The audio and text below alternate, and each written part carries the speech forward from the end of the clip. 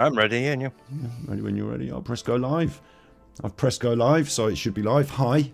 I hope you can hear me saying hi. I always think you can't hear this first bit, and so I just like witter a little bit until I'm sure it's live. And then I say hi, I'm Superchuffer. It's midnight. It's always midnight. This is right here in your leftover in mono. This is Steve of the Dead. We're doing Thus. This is a podcast about how people think, feel, and behave. Today is about denial. And I got ChatGPT to write me a little bit that says, denial is a powerful defense mechanism that shields us from truths we may find difficult to accept. It can manifest in various forms, whether it be denying personal problems, dismissing inconvenient facts, or turning a blind eye to societal issues. But what drives this human inclination to resist reality? So, Steve, how have you been? You ready to do some denial? I've been replaced by ChatGPT. It's like half my notes here. It's just a nice, convenient overview, isn't it? Big ups people in chat: Fiona, Miss Lemons, LJ and Cornwall, JJ Kane, Bubble and Brew, Sarah, Dover and Dolly's mom, Slinky Socks, the mods, Andy. Big ups to all of you in chat. We've got a bit of a banger today, haven't we, Steve? First of all, we'll do a little bit of chit chat if you want. Like, how have you been feeling? Because you're a bit poorly. Yeah. We need to sort of mention it. I've not been great. I've had problems with my back and my leg that have worsened, and so I've spent the last few days. Well, I spent Sunday night in A&E. It was 7 hours waiting to be given a tablet of diazepam and a quick shot of Oromorph. But yeah. Since then, I've had to be like in contact with my GP, my hospital, and let them know what's going on and how things have changed and how much more pain I'm in. So yeah, it's been a bit of a bugger for me. But if you need to get up and stretch your legs. I am on some strong opiates and muscle relaxants, so I don't feel too bad. But... Yeah, if Steve needs a break during today's show, we're just going to give him a break at any point. So, look out for that in case it happens. You're good in chat, yeah. You're good in chat. Tonight we're going to be talking about denial. We're going to be looking at what it is, how it forms. We're going to be going through from Freud all the way to modern stuff. I've got a few pictures that I found I did a little bit of research, first thing I found on Google, and I got a few pictures of some interesting tables that I couldn't completely explain. So Steve's going to help us look through these tables, and then at the end I'm going to be asking you if you've got any good examples, because for the thumbnail we use this. Does everyone in chat know who this famous comb over is? We use this image of the comb over because I thought it was a good image. I think some English chat members may, but are more international watchers and listeners. International? They won the World Cup. Yeah, how long ago? The only time we've ever won it. So, the most important one of all time. If anyone's got any ideas about famous people that are in denial, and famous stories or interesting stories about famous denial, or people that are doing the old comb over and not letting it show, then save those up and we'll pop them in chat at the end, and we'll have a little chill out session at the end and talk about that. Does blaming your mum for this cause denial? Is that a form of denial? No, that's accepting it. Or you'll tell me, won't it? That's projection. I feel like that's projection. It's displacement onto another. It might be. I mean, we'll get to that. We've all got to accept things as we get older, haven't we? Yeah, we'll get to talking about hair. I suppose hair's the least of our worries when we talk about denial. There's a big list of interesting things, isn't there? It's a good way because people can delude themselves over like insecurities about their hair and their image, and again, you don't want to admit that you're receding, but like when you look in the mirror and you see it, you're like, can't, not much longer. So yeah, it's a good example. It's a good sample. So big ups, David. We might come back to it. Big ups, David in chat. David Matheson, who got Bobby Charlton is the correct comb over. And sorry, it wasn't Paul Daniels, Deborah Rabbit, but if you like that, you'll like this, but not a lot. So poor Paul Daniels. I was waiting for it. I really was. Wait. He's going to be one of these now, isn't he? I'm going to say R.I.P. Paul Daniels, but I don't know if he's dead. He is. Paul Daniels. Oh, he is dead. Yes. Oh, I don't mean yes. I mean, good that I got it right. I know. Yeah. So Paul Daniels was good, man. He was all right, wasn't he? Magic was cool. He made Magic cool for a bit. Weird. That wife of his was a bit of a chuffer, wasn't she? On that Louis Theroux. Oh, Debbie McGee. Debbie McGee, yeah, she seemed a bit of a fruity. Anyway, look. I don't know. I feel like Louis Theroux had a worse time of it with the Hamiltons than with Paul and Debbie. He did do some really classic stuff, didn't he, back in the day that you couldn't see him doing now. How do we seamlessly segue from that into the first stages of denial are, and what is denial?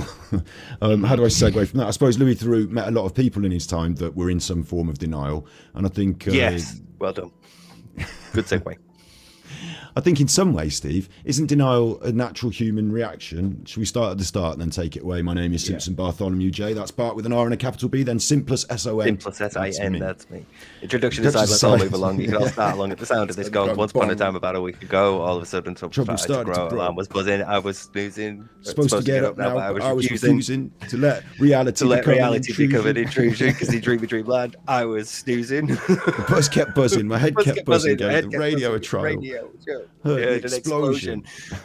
Opened up my eyes, my surprise there, stood over with. Are we going to do the entire Bart, man? Well, this is deep trouble, isn't it? This is deep trouble. Yeah, deep trouble. It owned. Deep trouble was the better song. Deep trouble, yeah. Yeah, I do remember actually watching that on The Simpsons.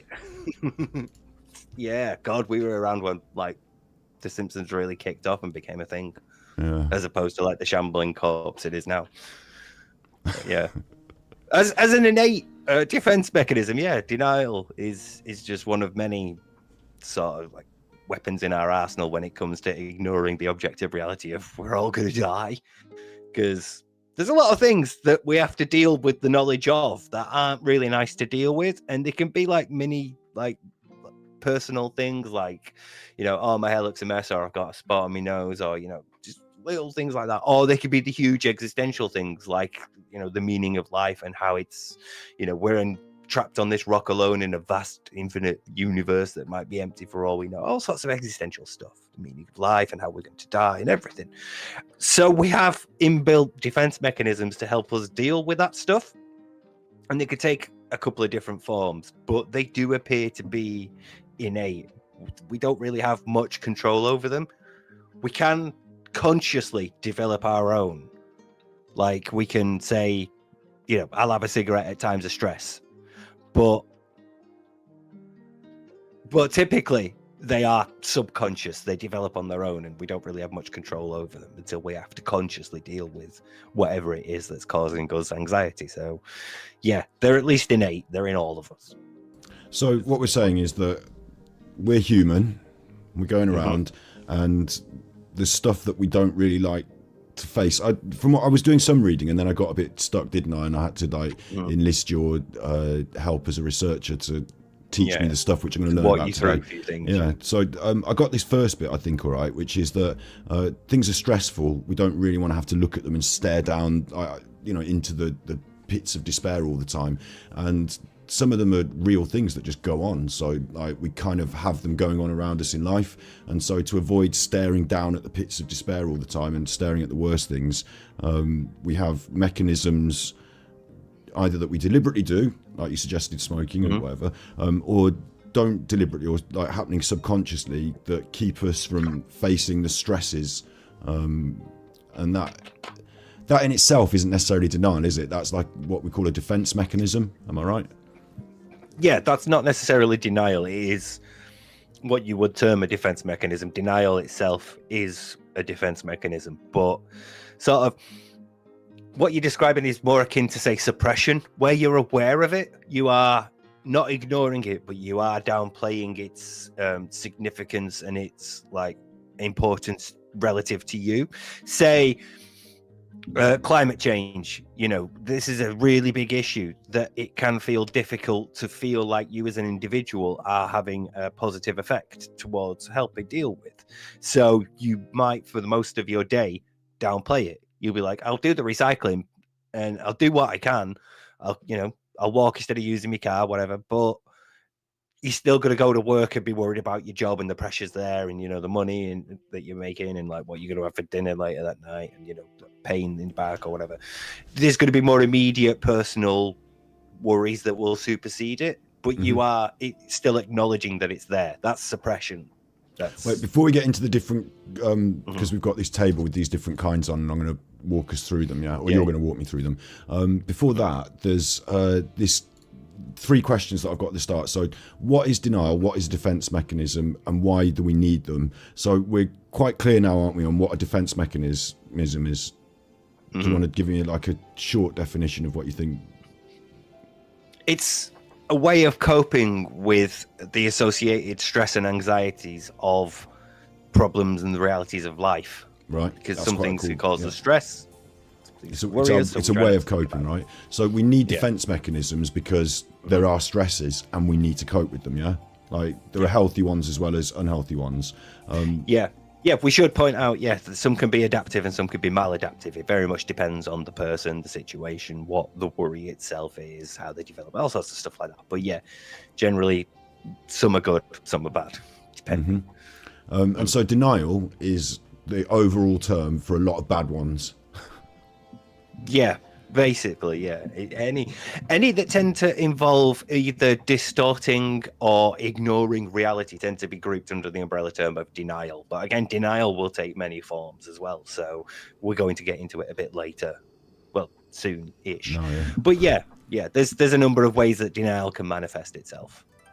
Okay, so going on to that now then, right? The process of denial. Now, from what I learned, and this is where I start to peter out, but my learning was that I found out that there's different ways of coping with these stresses. A lot of different ways can be, this is a list here. Some of them can be mature, so without going through them in detail quite yet, we've got things like altruism, humour, laughing at yourself, but some of them can get worse and bad, like repression. I didn't understand some of these, like I think I understand intellectualization, but I'm not sure about some of these. And then it can get even worse, like acting out, passive aggression, moving into the realms of narcissism. So from what I learned, I felt like at the start you have the ability to do things healthily, but it's like a process, and the worse things get with you, the more further down this path of bad denial it can be. Am I right in thinking that? Or it's actually more like you are supposed to come the other way, because these are listed in order of like intellectual development. A certain level of cognitive and emotional maturity is required to be able to handle a mature defense like altruism or humor. So, the more, like, the lower down the list you are, ideally the better.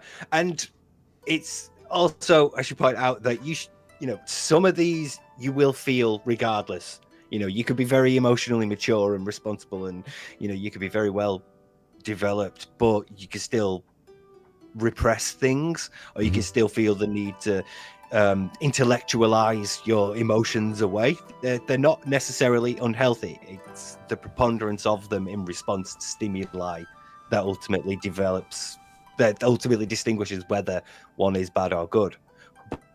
But typically, the more immature you are, the more emotionally immature you are, the more likely you are to act out or to be passive aggressive.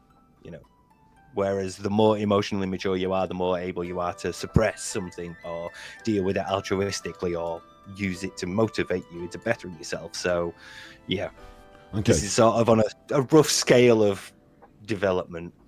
Time out for a second. If you're in chat saying buffering and glitching, at my end everything looks good. So maybe it's just like a ghost in the system or something. But chill, it'll be fine. It'll work itself out. The other thing that I was going to say, going back to this, right, is that because I understand like terms like suppression, and from what I understood, right, say for example, there's something really stressing me in my life, like I'm worried that I don't know, someone I love might die or something, yeah?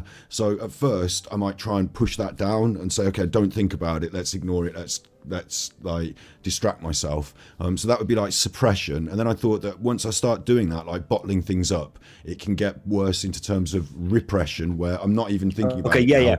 It's just happening. And then the more I bottle it up and create these bottles, then I create these next levels of neuroses, like these problem behaviors, because I've got all these things bottled up. Would that be... and you're not really necessarily dealing with them, so they are getting worse, because you can repress things to a point, and it's fine. Some things we do need to repress. We can't spend all day every day thinking about our own death and how we're going to die. We just can't. We would never get anything done, and we would feel like shit. So we have to repress that thought as much as we can.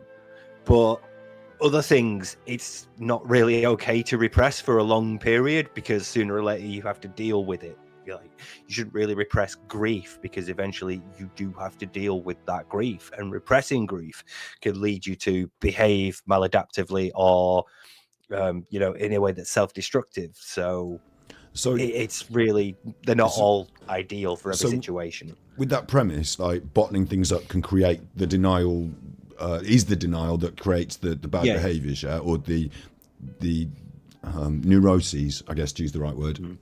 Do you think there's another way of being in denial? Do you think it has to be the bottling up, or is it? Well, those are essentially all lists of forms of denial, because they all involve either excluding reality or distorting it in some way. This is the thing that I wanted to mention before we got started on this. This paper is actually a longitudinal study of defense mechanisms. Wait. So what's wait? Break it down. Okay. Longitudinal study. Longitudinal study involves repeated observations of the same variables over a long period of time. So this particular paper involved following 456 males from the ages of 14 to 47.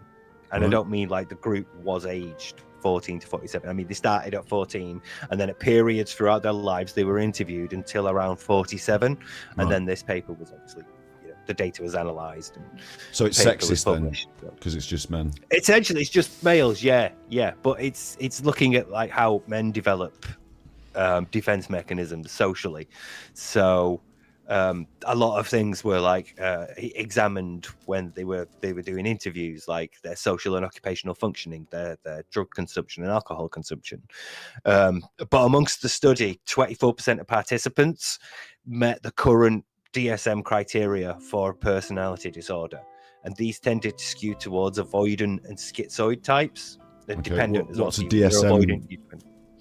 The DSM is the Diagnostic and Statistical Manual. It's the holy Bible of psychology. It's where all your major mental illnesses and personality disorders and their symptoms. So what I'm getting here then is that this was a proper big study. It happened over a long period of time, and during this they followed.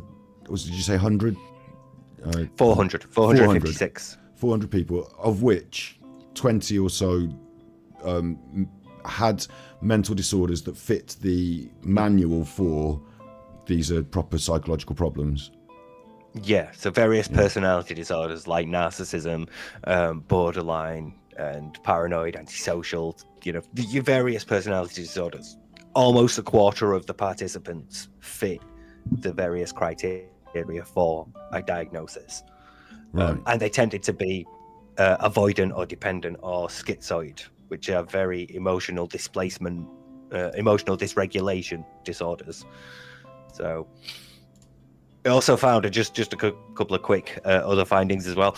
Paranoid, antisocial, and narcissistic types tended to use projection as a major defense, and a third of the men meeting the criteria for schizoid personality disorder used fantasy as their dominant defense, which is significant because fantasy is the least frequently identified defense, which we'll get into shortly. But yeah, it also showed that immature defense styles can be mitigated with strong social support, as long as everyone is aware of the dynamics involved in defense. So if you're, known amongst your friend as a particular arsehole because you tend to project, as long as your friends can understand, hey, that's how you're going to be, you can help mitigate that, and then that person will be more likely to use more mature defense mechanisms, because we all use mature defenses when we feel understood. If we feel misunderstood or unlistened to, unheard, we are more likely to respond in a more immature way. Whereas if obviously people are like, I understand how you feel, I understand that it's going to make you feel like this, I understand what you go through, blah, blah, blah, you feel more accepted and listened to, so you're more likely to be more mature in response. So these were like pretty big findings in like 1994. So socially, if you've got a good social group around you, friends, when you act up with these defense mechanisms, you're less likely to do the bad ones and more likely to do the good ones, and help to be worked through it through social mechanisms, is what I'm hearing. Yeah, basically. Okay. Yeah again, like with many things, like with many psychological I don't want to say like problems or issues, but like with many Yeah. mental health illnesses and personality disorders, a good social network can often be like the key difference between a person becoming better and a person's situation becoming worse. So yeah, once again, more support for the idea that we are all social and these defenses are innate in us. So yeah, So it was because Scott just brought me this table and this PDF file and was like, read this, and I read it and I was like, oh god, this is actually quite big. This is like quite a serious thing. It got to the point where I couldn't keep understanding it, so I needed help. Yeah. So also saying before because we're going to move on to these mature, neurotic, and immature and psychotic defenses and start talking about them more in depth. But you said they were innate as well, so that to me means that we all just do it. It's just something human that we do. And I'm going to pop the Tippies link in because that's just something human you can do as well if you want to tippy us. There's the link in chat for the Tippies. So the human aspect of having a psyche, having problems, we all face the same problems eventually, like you say, death and worries. And so it's considered amongst psychologists to be something that we all naturally do. It's innate. It's just a human thing. Have I got that right? We have all at many points. Again, most of these are situational, and how situational and how strong in that situation they will be will depend on you and your personal psychological build. But all of us at some point have had a period where we've felt like we've acted out or we've been passive aggressive just because someone's annoyed us so much or somebody really gets on our nerves and we have to deal with them. Sometimes we felt like an emotion and recognized that actually this is not the time or the place, this is not an appropriate time, so we've repressed it or we've suppressed it thinking I'll deal with how I feel later. But sometimes we will all experience something on this list. It doesn't necessarily mean that you are immature. It's how much you resort to that defense mechanism that really defines it. Most of us tend to be altruistic. Most of us can laugh at ourselves.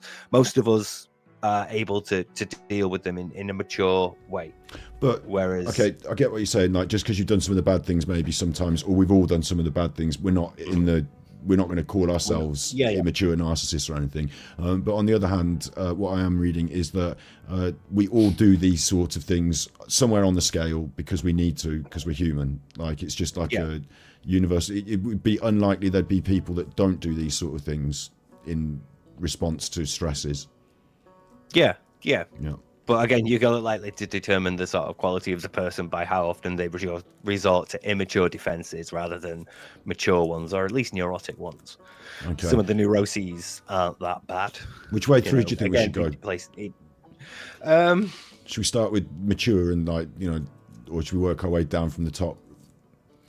I think we should probably work our way down from the top because all of these in some way are a distortion or denial of reality, but the psychotic defenses are the most severe. They're not considered immature, like worse than immature. They're recognized as more severe because they are legitimate actual breaks with reality, either through the denial of just like outright denying, you can put evidence in front of my face and I'm not going to accept it, I'm just going to outright deny it, or distortion of it, like it's not like that, it's actually like this, that's not this, it's actually this. That's not like a phone, it's a listening device. These are things that are like potentially indicative of serious mental health issues because we're supposed to be in touch with reality. We're supposed to be able to understand what's going on. And okay, so in this top, we'll start at the top then, yeah? Like outright denial is a psychotic defense. Does that mean that you are in some way, like psychotic's a big word, isn't it? Does that mean that people that do this, like you said, are suffering from a proper delusion?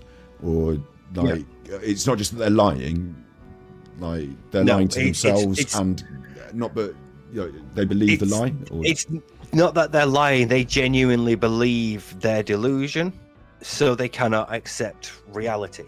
It's like an actual serious break from reality. Your previous mental health may be telling you, say, like your phone is just your phone, but after having a psychotic break, you may suddenly believe your phone is a listening device and you are being followed.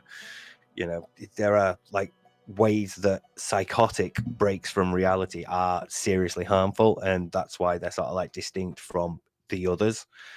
Because the others, at least, are denials, but they are rooted in reality. So I get this, like, you know, accept the reality and just reject it. You know? People who are Whereas like, this, you know, not properly believing in delusions. I understand, like, you know, a listening device is a good example. You know, you'd say there isn't, but they'd say there is, and what can you do about, you know, who believes what about the phone? But let's say something a bit more nuanced, like someone believes that they're more famous than they are, for example.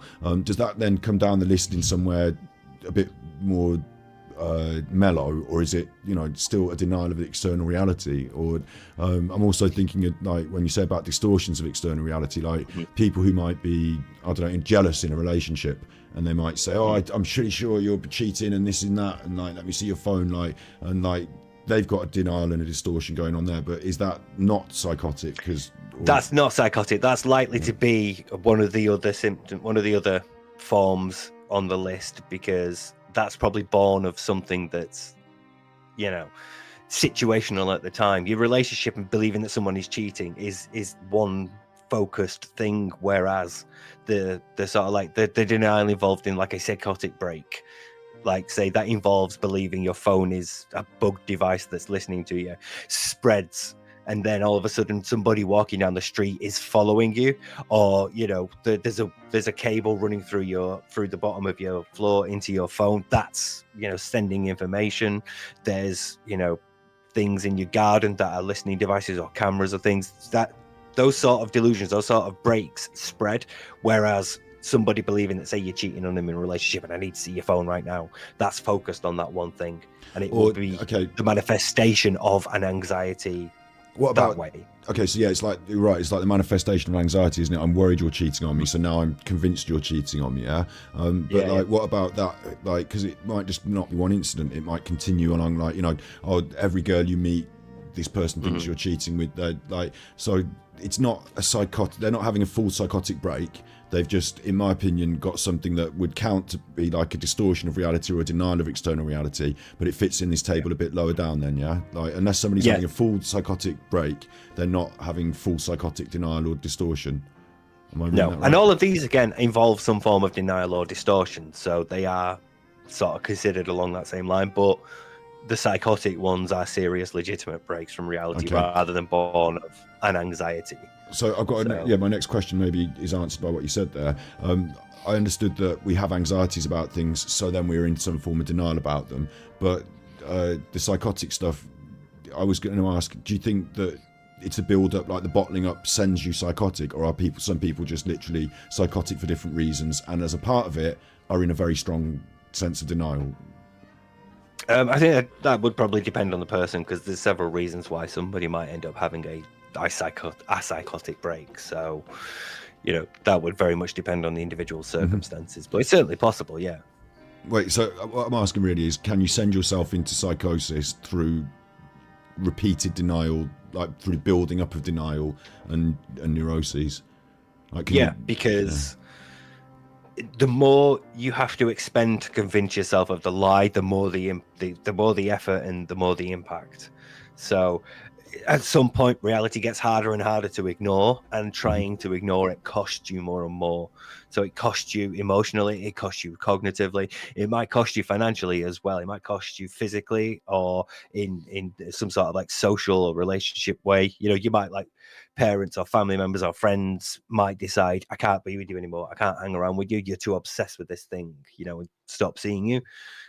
They can have like an impact, and it can lead you into like a situation where you convince yourself of your delusion, and some delusions obviously are going to be self-fulfilling. The more that you're convinced that, say, you're paranoid and people are after you, and the more your friends become uncomfortable and you're unwilling to listen to them when they say, we're worried about you, we think you need help, the more they're likely to be driven away. You could justify that as, well, they were, you know, obviously sent to spy on me and I've gotten rid of them, or, you know, they were never my friends anyway, and you just loop yourself further into a delusion. So it's certainly possible, yeah.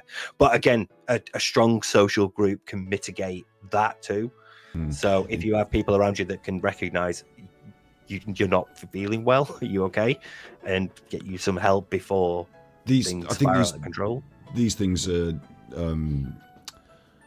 it's a catch-22 in a way, because when people start having, like, I'm thinking of the conspiracy theorists and the flat earthers in this as well, that you know, you might start out believing something fairly mainstream, and then you might end up quite far down a rabbit hole, and at that point you've pushed your friends and family away because you're always arguing with them, so you don't have that social support. In fact, you believe those people who are trying to help you are actually in some way part of the, you know, team to bring, you know, if you're not going to get government support from the government agencies like the doctor and stuff like that, and then you're quite far down a rabbit hole then, aren't you? And like, yeah, I think that in this way denial can be very dangerous, can't it? Even from an early onset, it can lead down a dangerous path in a way, can't it?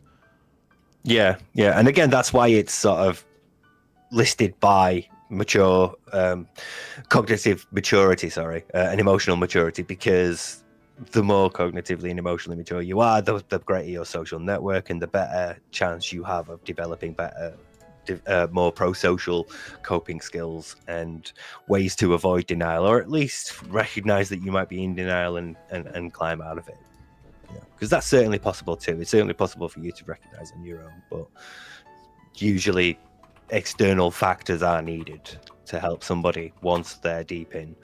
Yeah, it's very easy to go from like, oh, I believe that the aliens crashed in Roswell to cover up, to reptilians are running the world. You know, it's a very easy pipeline to fall down, and it can have like an impact on someone's social situation and their family relationships. So, so yeah, just to like on this point as well, right? So you're talking about, when we talk about mature and immature, we can be talking about younger and older people, but we're not necessarily talking about that in a psychological sense, are we? You develop mature defenses as you get older, but people can be grown up and still be immature in a psychological sense. Yeah. We're talking about like cognitive and emotional development, which are separate from just growing older. You know, because obviously people mature at different rates, and as you get older, different world experiences, different life experiences are going to have different impacts on different people. So, you know, if you've been out and about and you've seen a lot of the world and you've been to a lot of places, and you know a lot of people, you're more likely to develop mature defenses because you've got a wider social network to draw from and to have experience with. So you're more likely to be able to handle your worries and anxieties better than somebody who's, you know, whose world is very small, and somebody who doesn't travel very far and doesn't have, you know, as wide a social circle. There's very little else to draw on when you come to fear and anxiety. Interesting. Everybody knows at least somebody who just like, is completely unflappable and doesn't panic and could keep cool in an emergency. And it's like, you just lose your temper once, you know. It's interesting. weird. Interesting as well.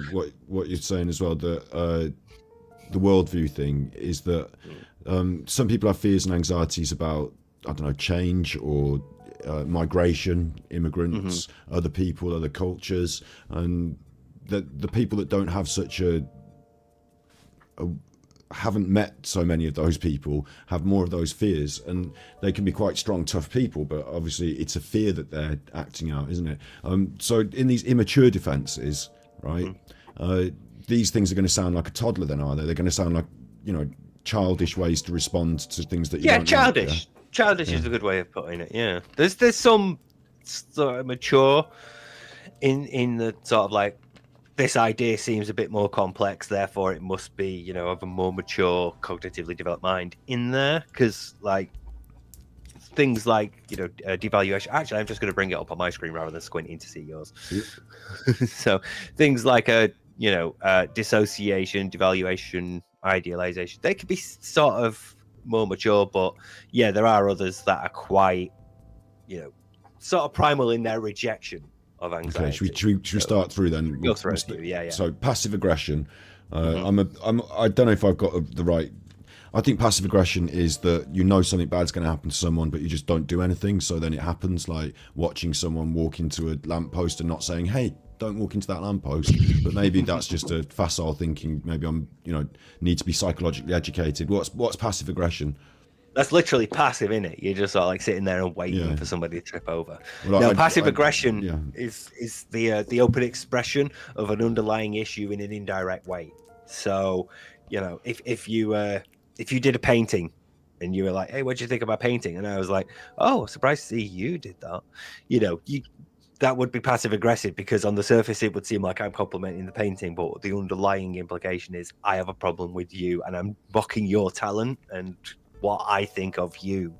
So, you could be like, fine, I'll help you out, and then not, drag So- your feet a bit, procrastinate, and it can even be expressed non-verbally. You can pout and you can sigh and you can slam doors and things.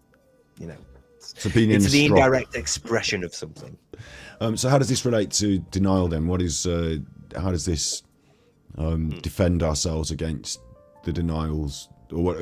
Explain it to me a little bit more about how it pertains to, like, is someone who's being passive aggressive in some sort of denial? Yeah, you're avoiding the issue. You're avoiding whatever underlying issue is actually making you nervous or anxious, and are instead indirectly doing it. So you're pushing the responsibility of addressing it onto somebody else. So if you're like, "You're all right, Steve," and I'm like, "Yeah, I'm fine."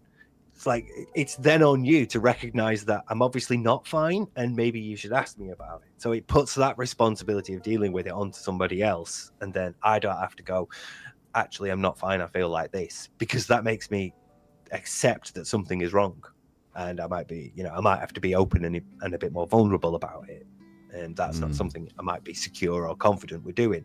So the thought of doing it will cause me anxiety, and instead I'll be like, I could get him to address it. If he asks me, it's fine, because I can go, well, I'm a bit shit.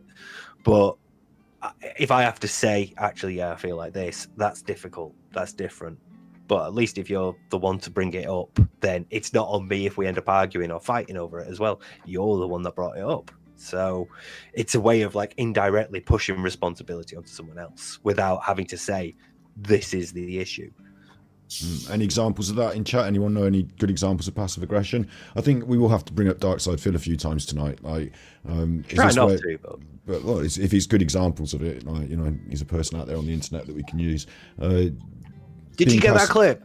Did you see the clip? No. Have you not seen it of someone correcting him on the definition of thus?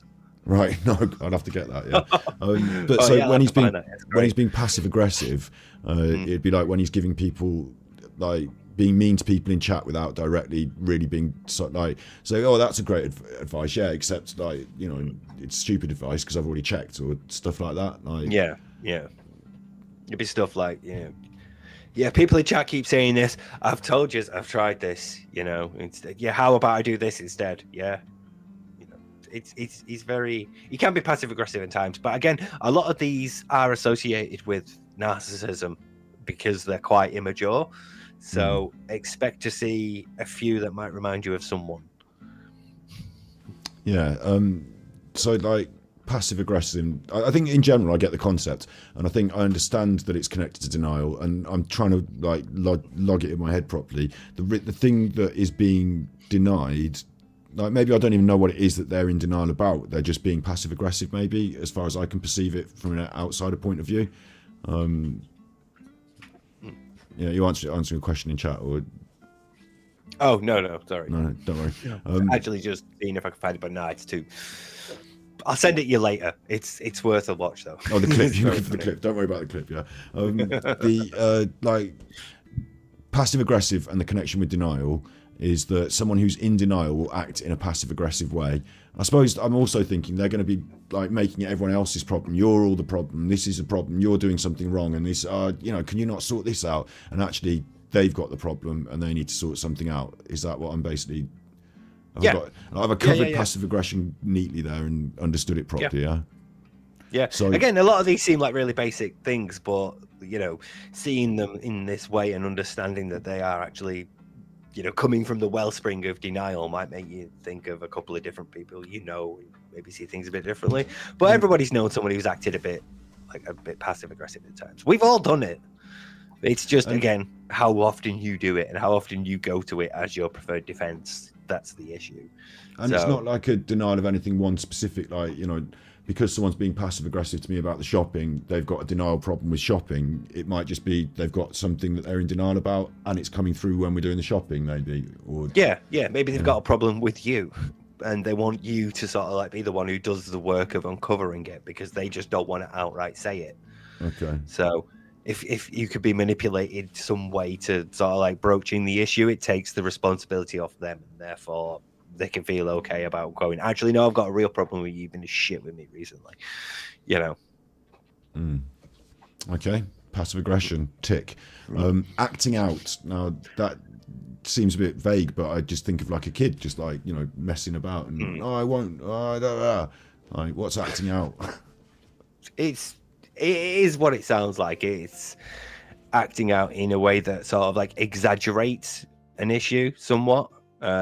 It will be a way typically that involves acting in a manner that's considered antisocial or disruptive, you know. So a kid might have a tantrum on the floor, and there's obviously, you know, a reason why they're upset, but they don't want to deal with it.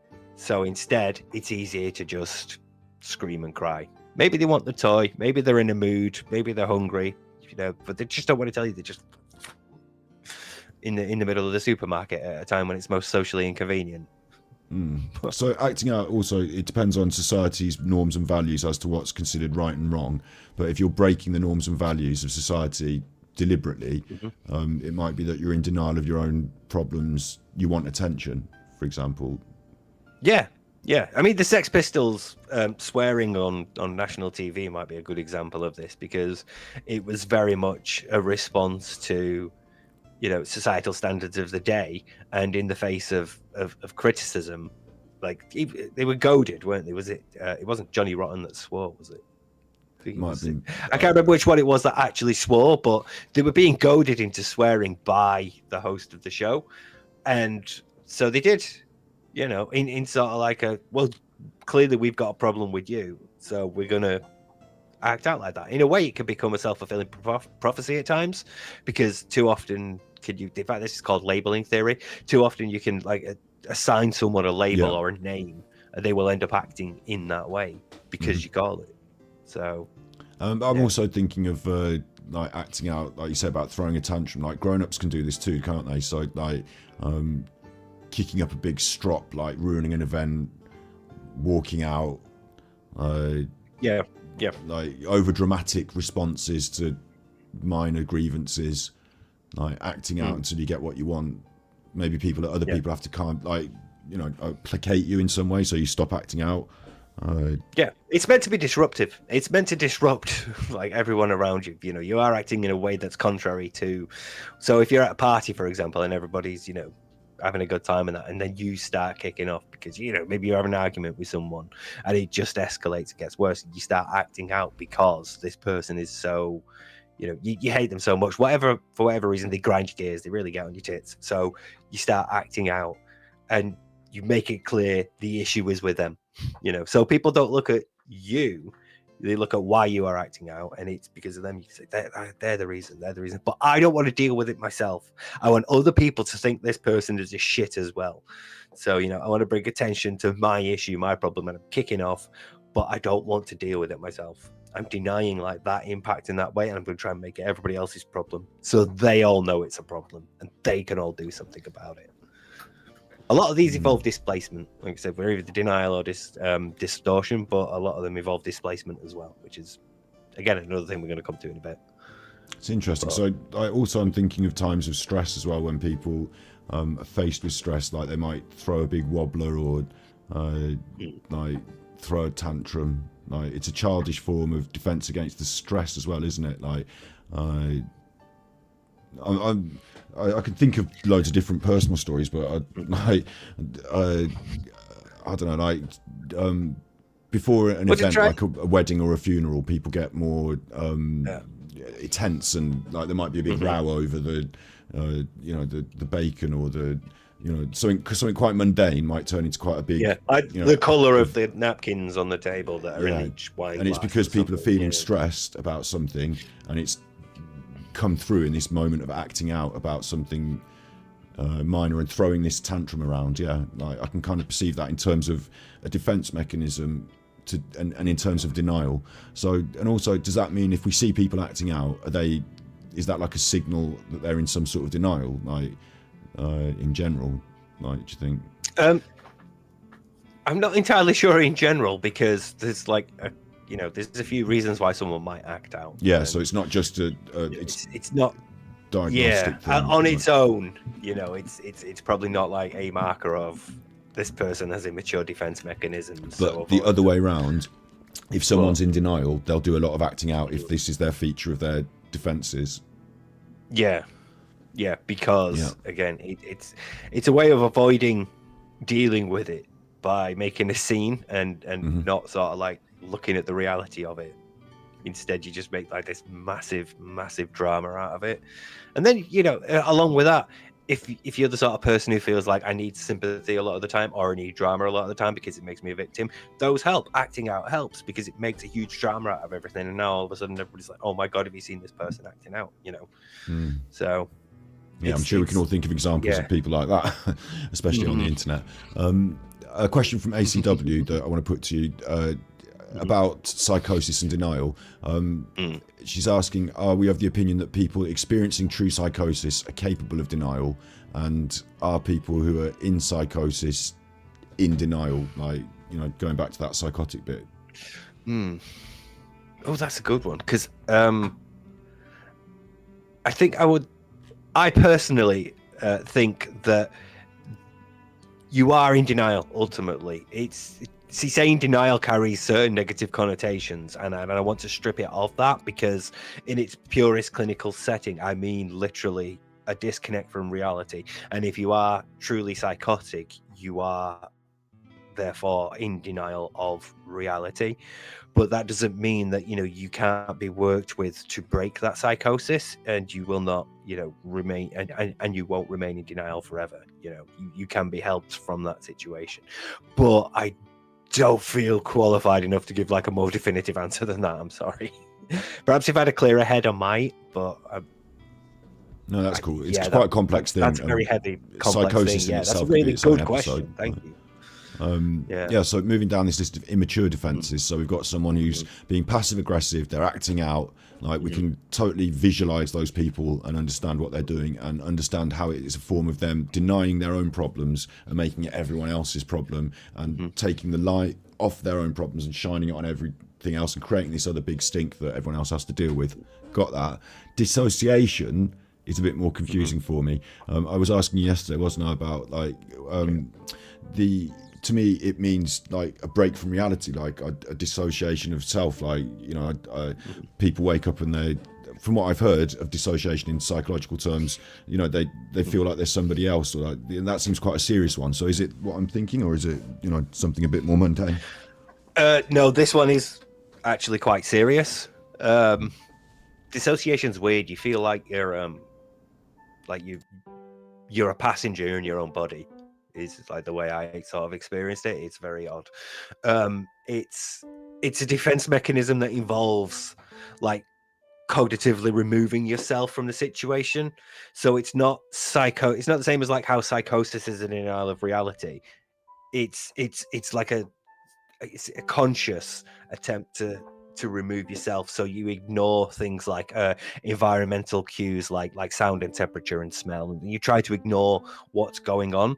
And it is a trauma response typically in children, but it's also experienced by people with borderline personality disorder, schizophrenia, post-traumatic stress disorder. It's a common thing, especially response to traumatic incidents, but it's it can be used as a defense mechanism a bit too much, because sometimes you don't need to disassociate from a situation. Some situations are understandable to dissociate from, like if you're being assaulted, it's understandable that you're not going to want to remember that, so the brain just removes you completely from it. Consciously you're like, I'm not paying attention, I'm zoning out, I'm elsewhere. But there's also other issues that you don't want to be doing that for, because it's either not worth the extreme response to do that, because dissociating is hard. The brain is removing you from a situation and trying to shut out all this information that it's instead used to processing. So it's a difficult thing to do, which is why it's typically only done in response to traumatic incidents. It's not something we go back to a lot. That's a But really interesting one then, yeah, because like it's kind of different from the others, isn't it? It's immature, but not in this way of like a toddler acting out, but like just shutting down and not wanting to be in the situation, like denying, like in whatever situation it is that you're so don't want to face and deny, you shut down. Like, and like you say, trauma, like that feels like I recognise that as a trauma response, really, and that's something that you worry about with kids if they've gone quiet, isn't it? Like, so yeah, do you think it's like, do you think that well, you said at the start these are innate things, so it's not like a learned response. It's not like it's just something that someone something bad happened and they responded in this way, and now they have ended up like going through a process of dissociation. Like, no, it's innate. I mean, because adults can experience it as well. You can still experience it as an adult if you go to war, for example, and see things there. We've had we talked about finding the like shock sites and how everybody remembers like the one video. That's dissociation. You remember after seeing that, you were like stepping back. You know, you everything sort of melted away, and you just had a shutdown response. That's dissociation. It's a common trauma response, so it is it's more innate than learned. And I think it's considered there because it's immature in that it involves no processing of the issue, because obviously like the more mature defenses involve processing in some way. They involve an acceptance and understanding and try to do it. Humor, you need to understand the situation in order to laugh at yourself, so you have to be able to process it to a point where you're okay with it. Whereas dissociation is a simple disconnect from, and there's no more real sort of processing of it yourself going on. Typically you will need to be helped to deal with issues that prompt a dissociation response. So this one isn't a serious one. This isn't like denial, just ignoring it. This is like psychologically removing yourself, and it's slightly different to these other ones. Like, you know, when we're talking about denial, I suppose sometimes we're talking about people who, oh, you're in denial, and like, you know, people who don't want to see the truth about an issue and things like that. But this is a much more primal one that deals with trauma. Okay, so I understand dissociation now more for sure. Projection then. That if I'm guessing right, that's no, I'm not like that. You're like that. That's one of the ones that we recognise a bit more in some of the people we talk about on the internet. Are you all right? How's your back? Yeah, I'm good. Yeah, that's basically projection. Yeah, yeah. You are taking the feelings and the drives and the impulses and emotions that you would be feeling and struggling to deal with, and pushing them onto somebody else, so it becomes their problem. Typically, if this is somebody who you can blame for the source of your problems, great.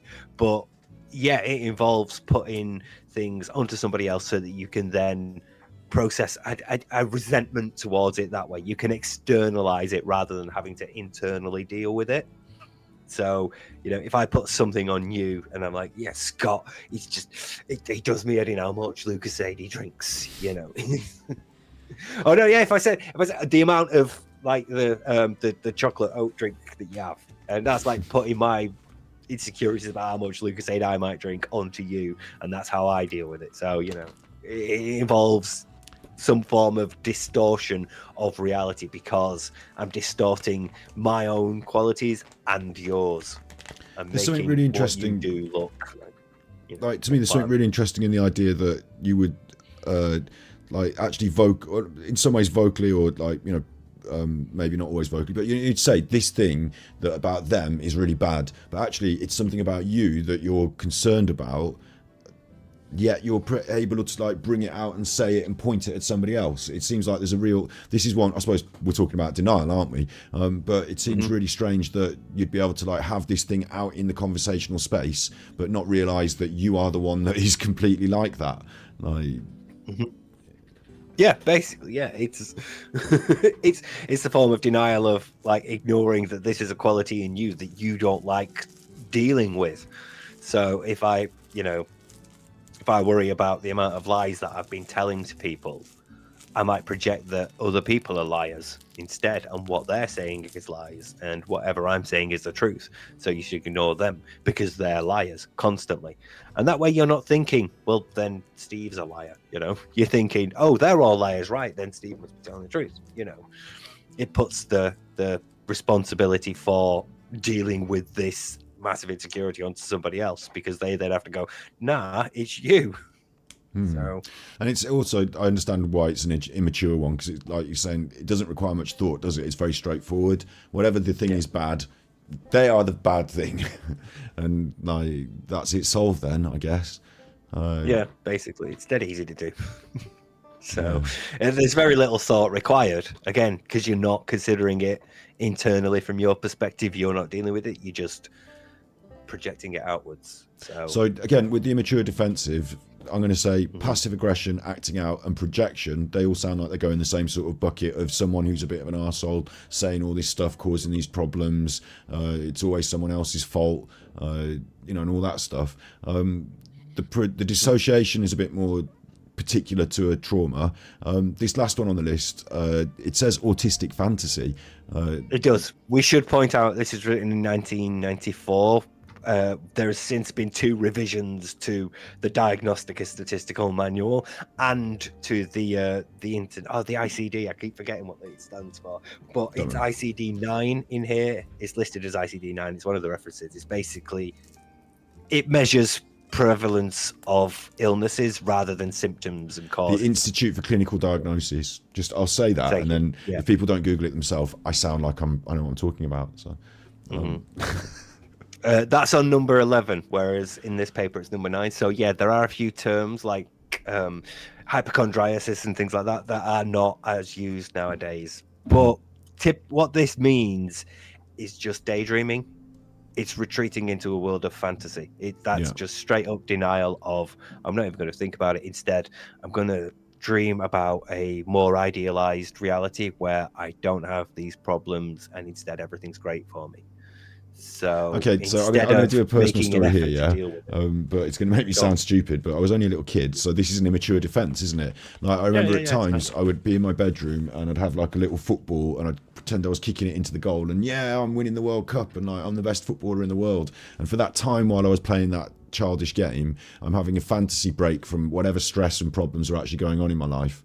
And so I've invented a childish game, like bringing it on into a more grown-up sense. Like I actually think distraction, you know, playing computer games, stuff like that is good fun. It's mentally healthy.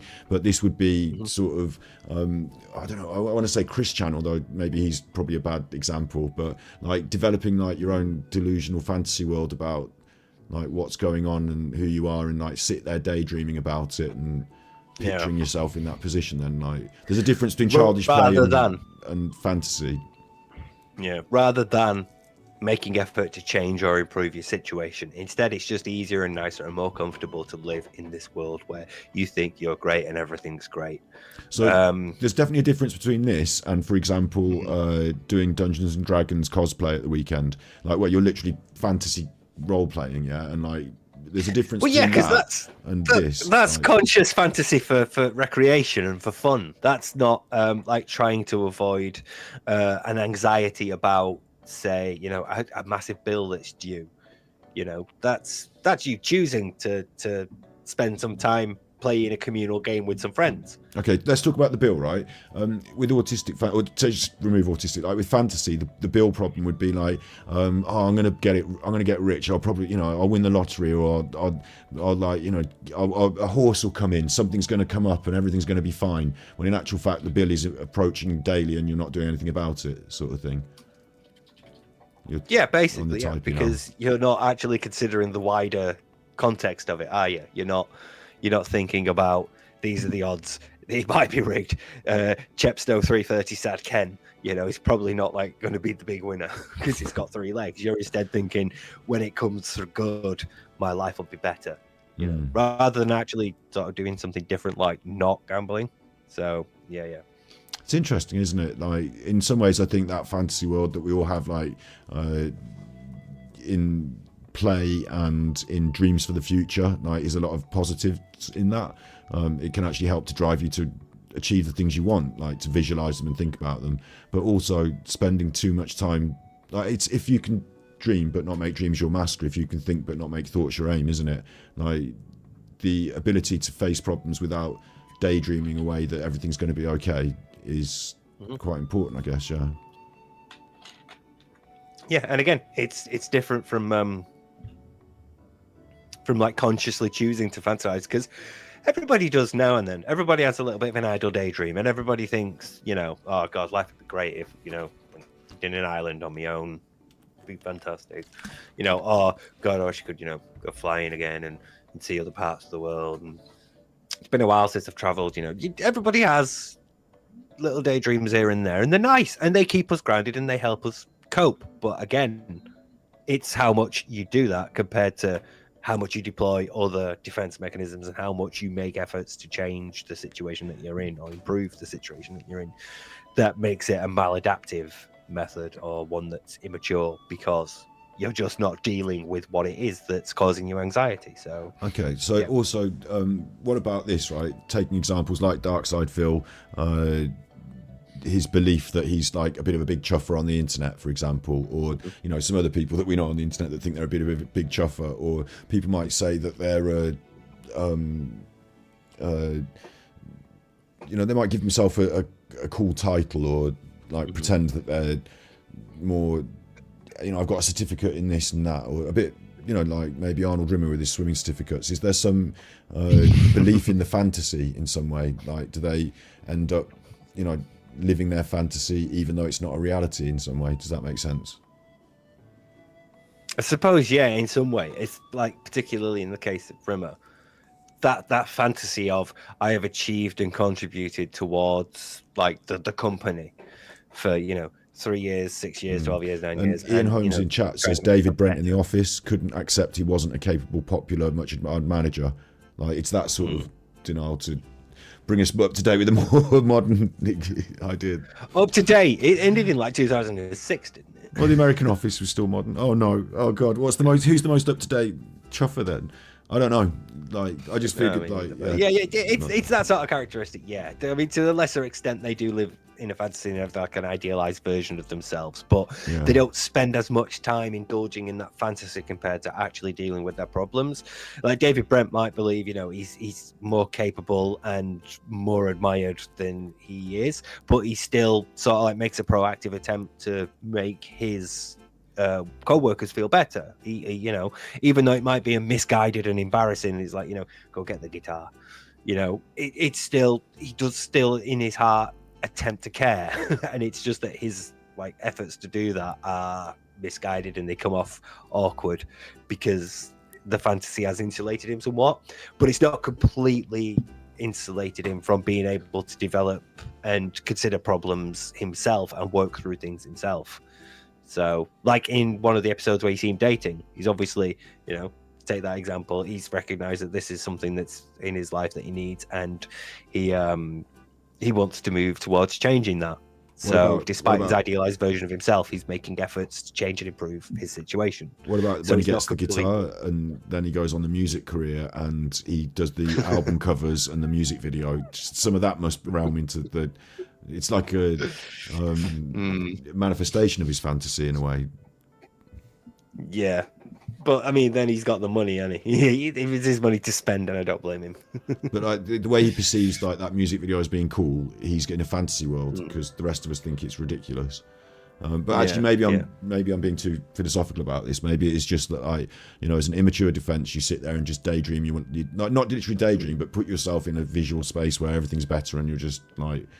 Well, I mean, I used to doodle in maths because I hated maths, and every time it came to maths lessons, I couldn't follow, and it made me feel anxious and nervous. So instead, I would draw comics and doodle, you know, underneath my maths book, and I'd occasionally get caught, but it's like that's, you know, putting myself into that fantasy world rather than dealing with the immediate thing that's making me anxious and nervous. So, you know, it is a thing that we all have and will do, but like with everything else, it's how much you do it that matters. So it could include, like, you know, playing Genshin Impact, for example. Like, you know, I do it every day, so it's not a best example for me. But if everyone was having a row in the house, and instead of wanting to deal with the row and the arguments, I just sat down and played Genshin Impact and was in my fantasy world for a bit, does that count as a defense mechanism against denial? As a denial? No, I think that's just more escapism. I mean, we need to entertain ourselves as well as social curious creatures. We get bored, so you know we develop games and things to entertain ourselves, and I think a bit of escapism is good because you know you can't keep thinking about the stresses and your worries and anxieties constantly. So I just want to, before we move on from this one, I want a more clear definition of like when it's fantasy and it's denial, and when I'm, you know, just doing escapism and having fun. I guess I was talking about it before, wasn't I, with the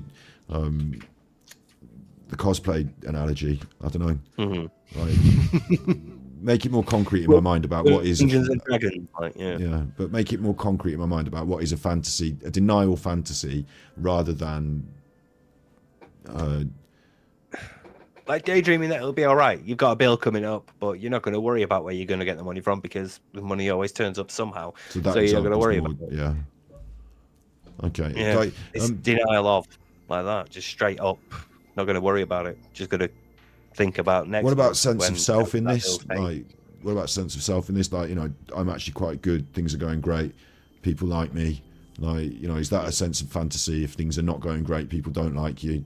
You know, do you convince yourself in a fantasy world that you are a, I don't know, great tennis player, and you know, or you know, do those things come into it? Player, for example.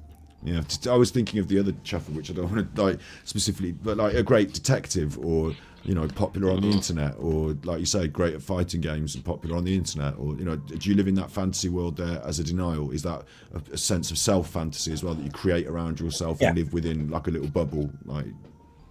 Yeah, like when you put it like that, yeah, because again, it's just like outright refusing to accept the reality of your situation, which is you're not that important, you're not that popular, you're not that good. You know, it's easier than dealing with that, because to deal with the like the wider reality of your issue means looking at yourself and why you're not that popular, why you're not that famous, why you're not that nicely liked or that good or that skillful at what you do. So it's just easier to think, I'm just going to ignore everyone. I'm just going to live in my little bubble where I am, rather than understand myself in the wider context of the world and know that I'm not. And it's easier to just stay in my own little fiefdom, my own little kingdom. And this is another one where if you live in that sort of way, then people who challenge you have got to be pushed aside, because they're intolerable, because they, you know, break your sense of, they pop the bubble. So that's another one that might make you end up being... and the problem, again, like you said earlier, is that social ties help with these problems, but somebody who's dealing with this sort of stuff, they're going to push these people away, aren't they? And they're going to have fewer social ties. So they're going to want that as well, because it fulfills their fantasy in some way. It prevents their fantasy from being popped. It becomes easier to maintain, yeah. The fewer dissenting voices you have, the easier the fantasy is to maintain. So, yeah, ideally, if your friends aren't going to sort of like enable your fantasy and support your delusion that, you know, you are great and popular and everybody loves you, then you're going to push them away and stop seeing them, and only hang around with the ones that are like, nah, yeah, you're cool. Banned. Why am I toxic? Yeah. I think the term is flying monkeys. That's the one we like, but yeah. I'm thinking as well, like, you know, all this, anyone who doesn't fit with my fantasy can get fucked and can be banned, and then wondering why you're considered to be toxic on the internet. Yeah. it's quite interesting, this stuff. And then we've got a final three on the immature, a devaluation, and they're put together, are they, here? Devaluation, idealization, and splitting. So go ahead. I was trying to work this out, because these feel a bit higher, but no, they are very simplistic in the way that they actually view the cause of anxiety or fear. Devaluation is literally like devaluing it. It's diminishing the importance or significance of whatever is causing you anxiety. So if it's a bill, you're going to ignore it. You're not going to think it's going to take that much money. You're going to be fine. You're not going to worry about spending. If it's something personal or internal, say, you know, you are if you have an insecurity about your body, you're just not going to think about it because it's not an issue. You're going to push it down and think, this isn't that important. I don't need to worry about this. It's not that important, when the reality might be something a bit more serious. Your social situation, you might think it's not that important that I've lost that friend, but that person might have been a really close friend for like 20 years. And because it's hurt you so much that they've gone, you devalue it. You devalue them. You devalue the impact that they've had on your life. So basically anything involved with whatever it is that's going to cause you worry or anxiety or fear, you're going to minimize in any way, just to minimize the impact and importance of it. Okay, so that one makes proper sense, that does. You're in denial about something that you don't like, so you say it's not that important, it doesn't mean anything. She was nothing. She was just some floozy. I never loved her really. Whatever. Like, you devalue these things, and like, it helps you to deal with the fact that you really feel bad. Can it also express itself in devaluing of other people's achievements? So if you're insecure about your body, then bodybuilders are stupid though, they can't even work a computer. Stupid bodybuilding, it makes you look stupid. Like, do you then maybe project that outwards, or is that based on projection that I said earlier? Do they come together maybe? Sometimes you could sort of mix and match, but yeah, typically you will prefer one over the other. So you could sort of like project a worry onto someone by devaluing them, but it's more likely to be a personal devaluation of things that you're. You're either going to favor one or the other, mainly, just because it's easier. It's easier to just either devalue them or project onto them rather than do both at the same time. Yeah, so I think we're going to move on to talking about cults a bit today, Saz, but in chat, Saz. We might, but I would like to do like a full episode, because we have sort of mentioned that at some point in passing, haven't we? This is going to be denial season, so I'm just not ready to admit it yet. Hey, there we go. That's the first of the many. So devaluation. Audrey's been in chat and she's been on form. So. Yeah. So devaluation, there's a problem, but I'm going to say it's not as big a problem as it is. And if it is a problem, then it's not one that really makes me unhappy. And I'm going to devalue it. I get that. So idealization sounds like the opposite, like making something into something really important and amazing and the best thing ever. Is that right? Oh shit! I didn't write down idealization. All right. Well, off the top of our head, like you're the qualified one, but I'm going to say that it is like an opposition to devaluation. So there's something like very something quickly, like I might have a shitty. I might not have the money for the bills, and I might have a shitty. But I've still got my PlayStation, and the PlayStation is the most amazing thing in the world. And like, if I didn't have my PlayStation, then where would I be? So maybe it's like that, or. It's over exaggerating the seen positive qualities of something. So you might be like, say, if you're worried about how popular somebody else is, you might be like, oh yeah, everybody loves them. Yeah, they're so great. They have like, a better camera than me, and they have like better lights and a setup than me. Yeah, they've got green screens and stuff. They're all great. It's like over exaggerating what are supposedly positive traits and aspects of this thing that you're worried about, to a point where it becomes unbearable for other people. So you're just trying to make it look like it's a bad thing. It's actually a bad thing that they're all great because you're you, and you're just sweet innocent you, and you're just trying to do your thing. Whereas bigger people with they're all great, and so fuck them. I'm just going to stay here and do my thing. They could go over there and be perfect. Have their perfect streams with their perfect layouts and their perfect stream decks that have their perfect sound clips of burgers on, and it over exaggerates. Basically, it over exaggerates what are seen as positive qualities to make it seem ridiculous. Ice cream, yum. Sorry, I don't know where that came from. Because you said soundboard burger and cheeseburger. And then in my head, scarily like her, it really is. And in my head now, I've got ice cream, yum. Big shouts out to Indrid and Snood from Detractor Beam. So we these are still immature ones though. It's clearly, you know, like you've got a problem and you're making like a big thing about somebody else having this perfect thing and they're so great and they're so stupid, but it's clearly a denial of your own problems and it's immature. Yeah. And the final one on there is splitting, but like this is basically viewing things as black and white. You know, people are either good or evil. There is no nuance involved. So if an issue is worrying you, you simplify it down and split it apart. So you don't have to deal with like wider context and nuances involved in whatever's making you feel upset. You don't have to consider the wider things. You can just say, oh, well, this is a bad thing and I'm good, so therefore I don't need to deal with it.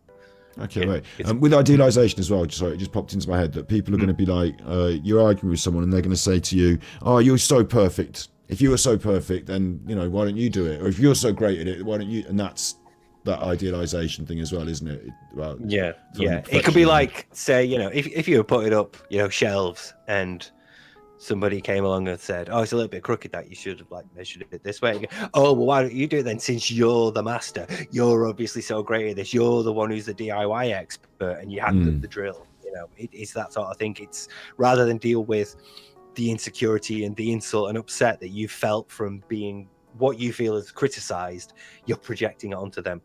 You don't have to deal with that. It's their fault now. You're making them so perfect that they can deal with it. Right. And then you walk off and go make a cup of tea or something. And then I suppose splitting would be to say that like the shelves got put up, so black and white, it's a good thing. Like I'm not at fault here. Like even though I had to hand the drill over and not do anything and felt bad, the drill. I don't know. Maybe I'm putting a bad example there. Splitting is turning things into black and white, and obviously you were going to side with the side that you're on the right hand side of the black and white. Like it's more to just simplify it into you're either with me or against me. You know, not necessarily. You know, it's just to sort of like see things in a binary view.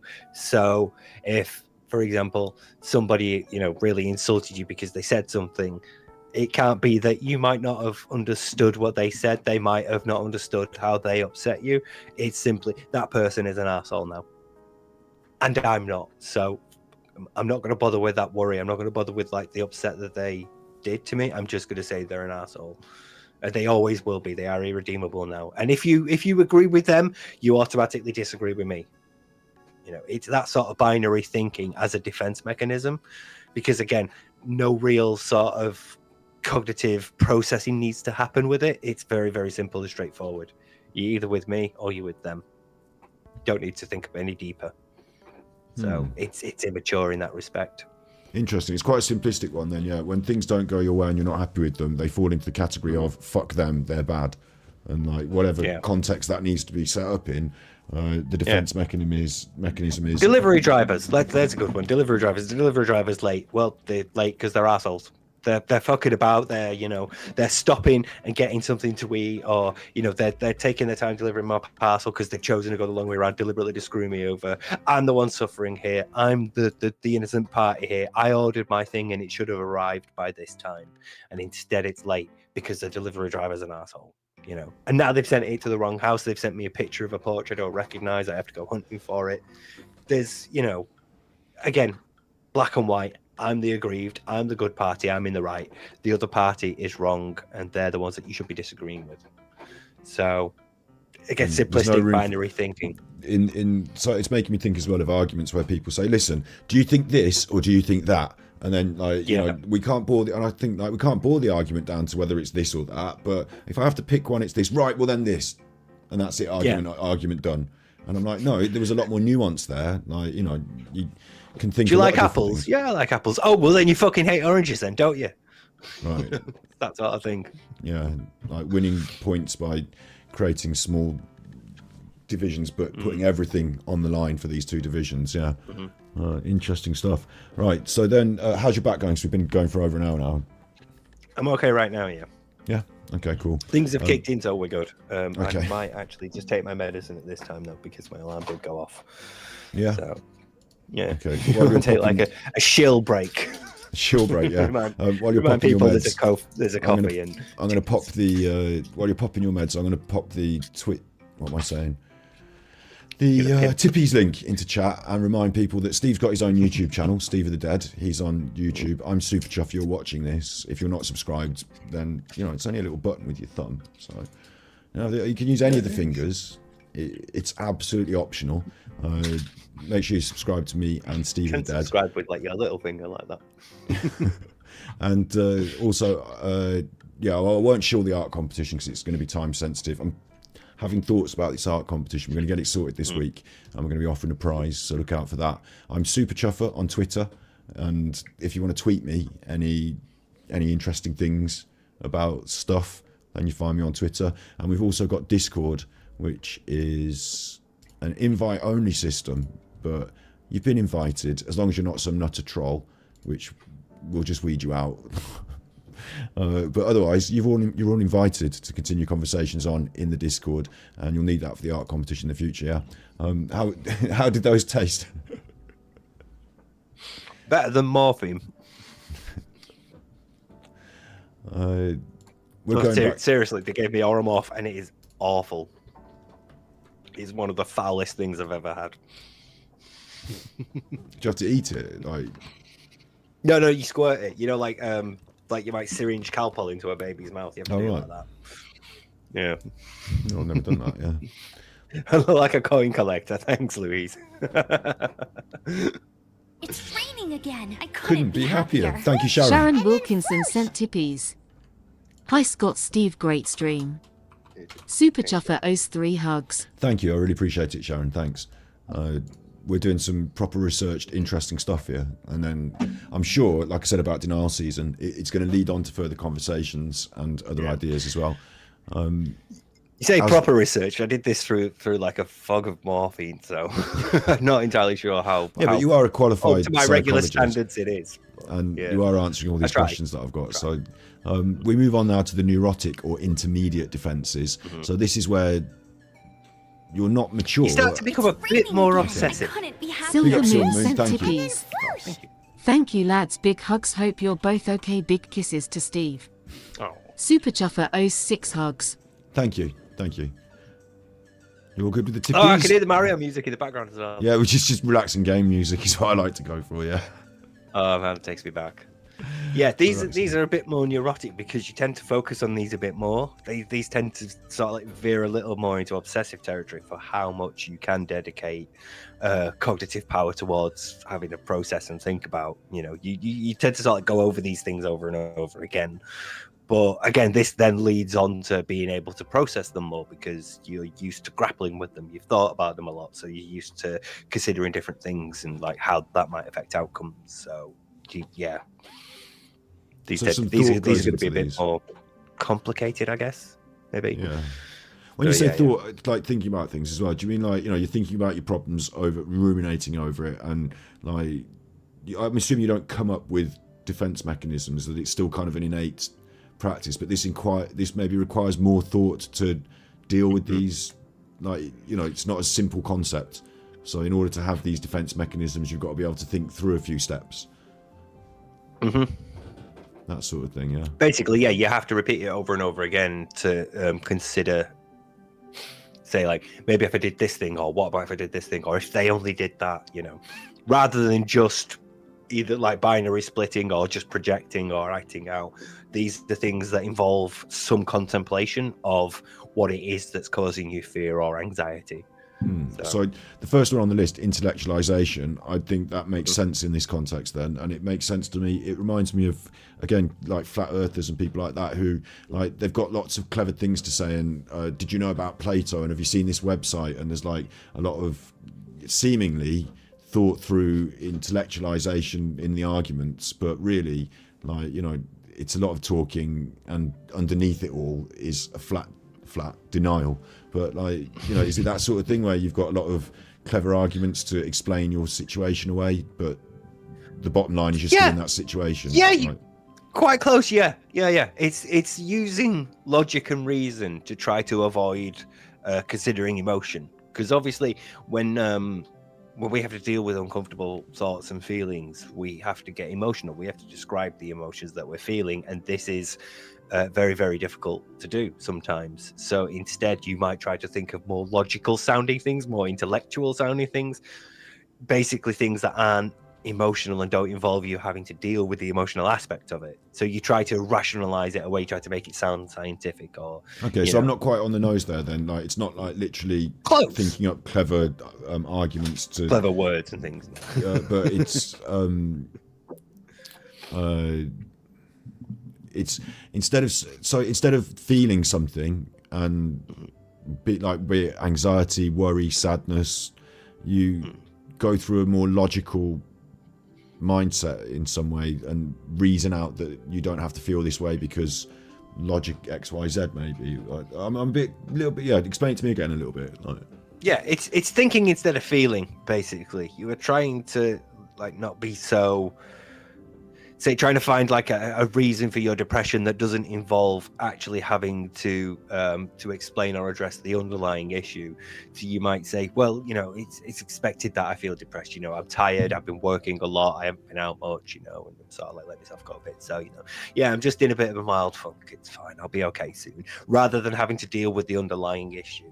Instead you're using reasons that might not necessarily involve any emotion. I can't go out this weekend because I'm just a bit worn down. I've had a really busy week, and I'm just tired and I need to catch up. My back's sore, and I just need to rest.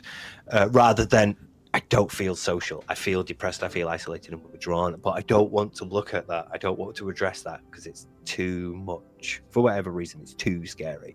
So instead, I'll just tell people, "No, I'm tired this weekend. I've been working." You'll find reasons that don't involve emotion to avoid talking about emotional things. And they sound like excuses to me. They sound like a lot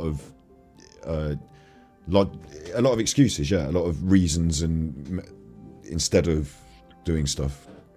Yeah. When you put it like that, they are. But a lot of these things will sort of involve excuses for not dealing. They're all basically excuses for not dealing with an issue because they all involve some measure of denial. But yeah, this is probably the one that's more sort of reason based because it's explicitly about finding reasons that aren't emotional and to justify not addressing emotional things. And I guess a lot of it's not my fault because, yeah, there's a lot of that. Yeah.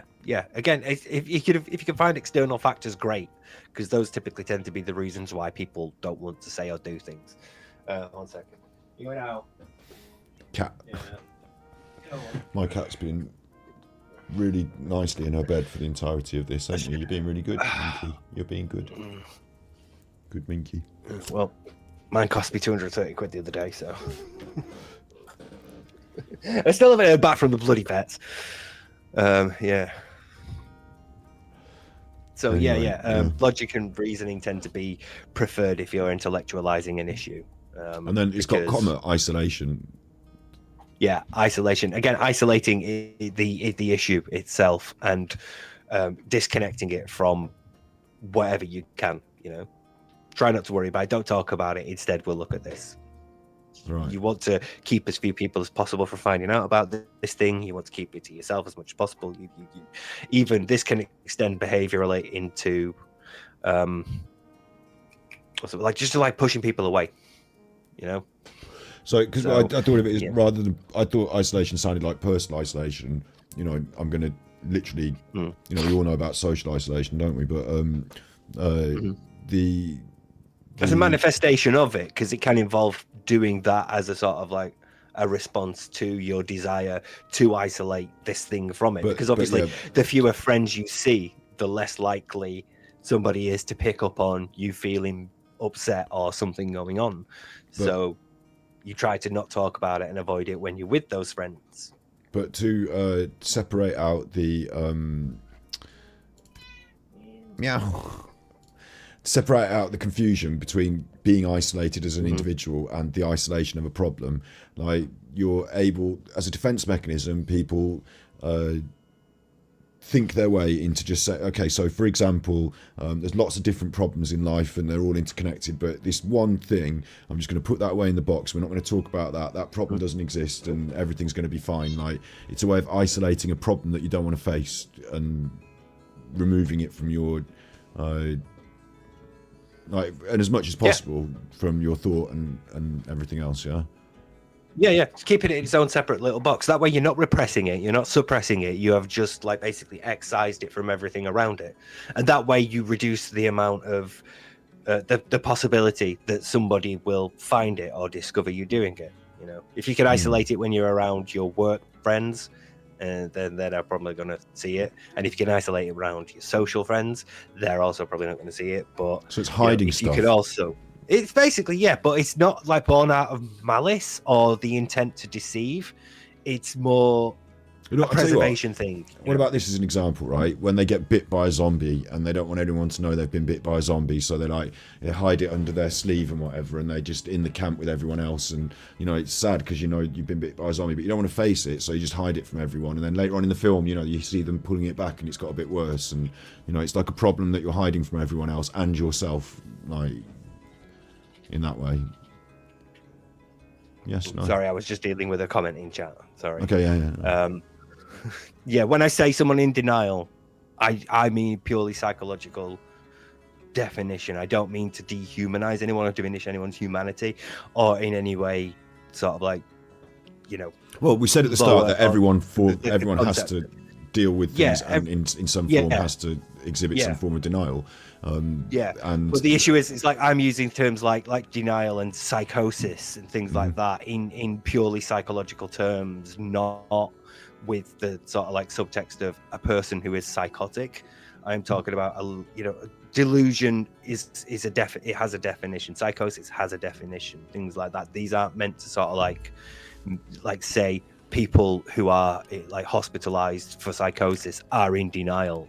That's not what I mean. That's not what we mean by that.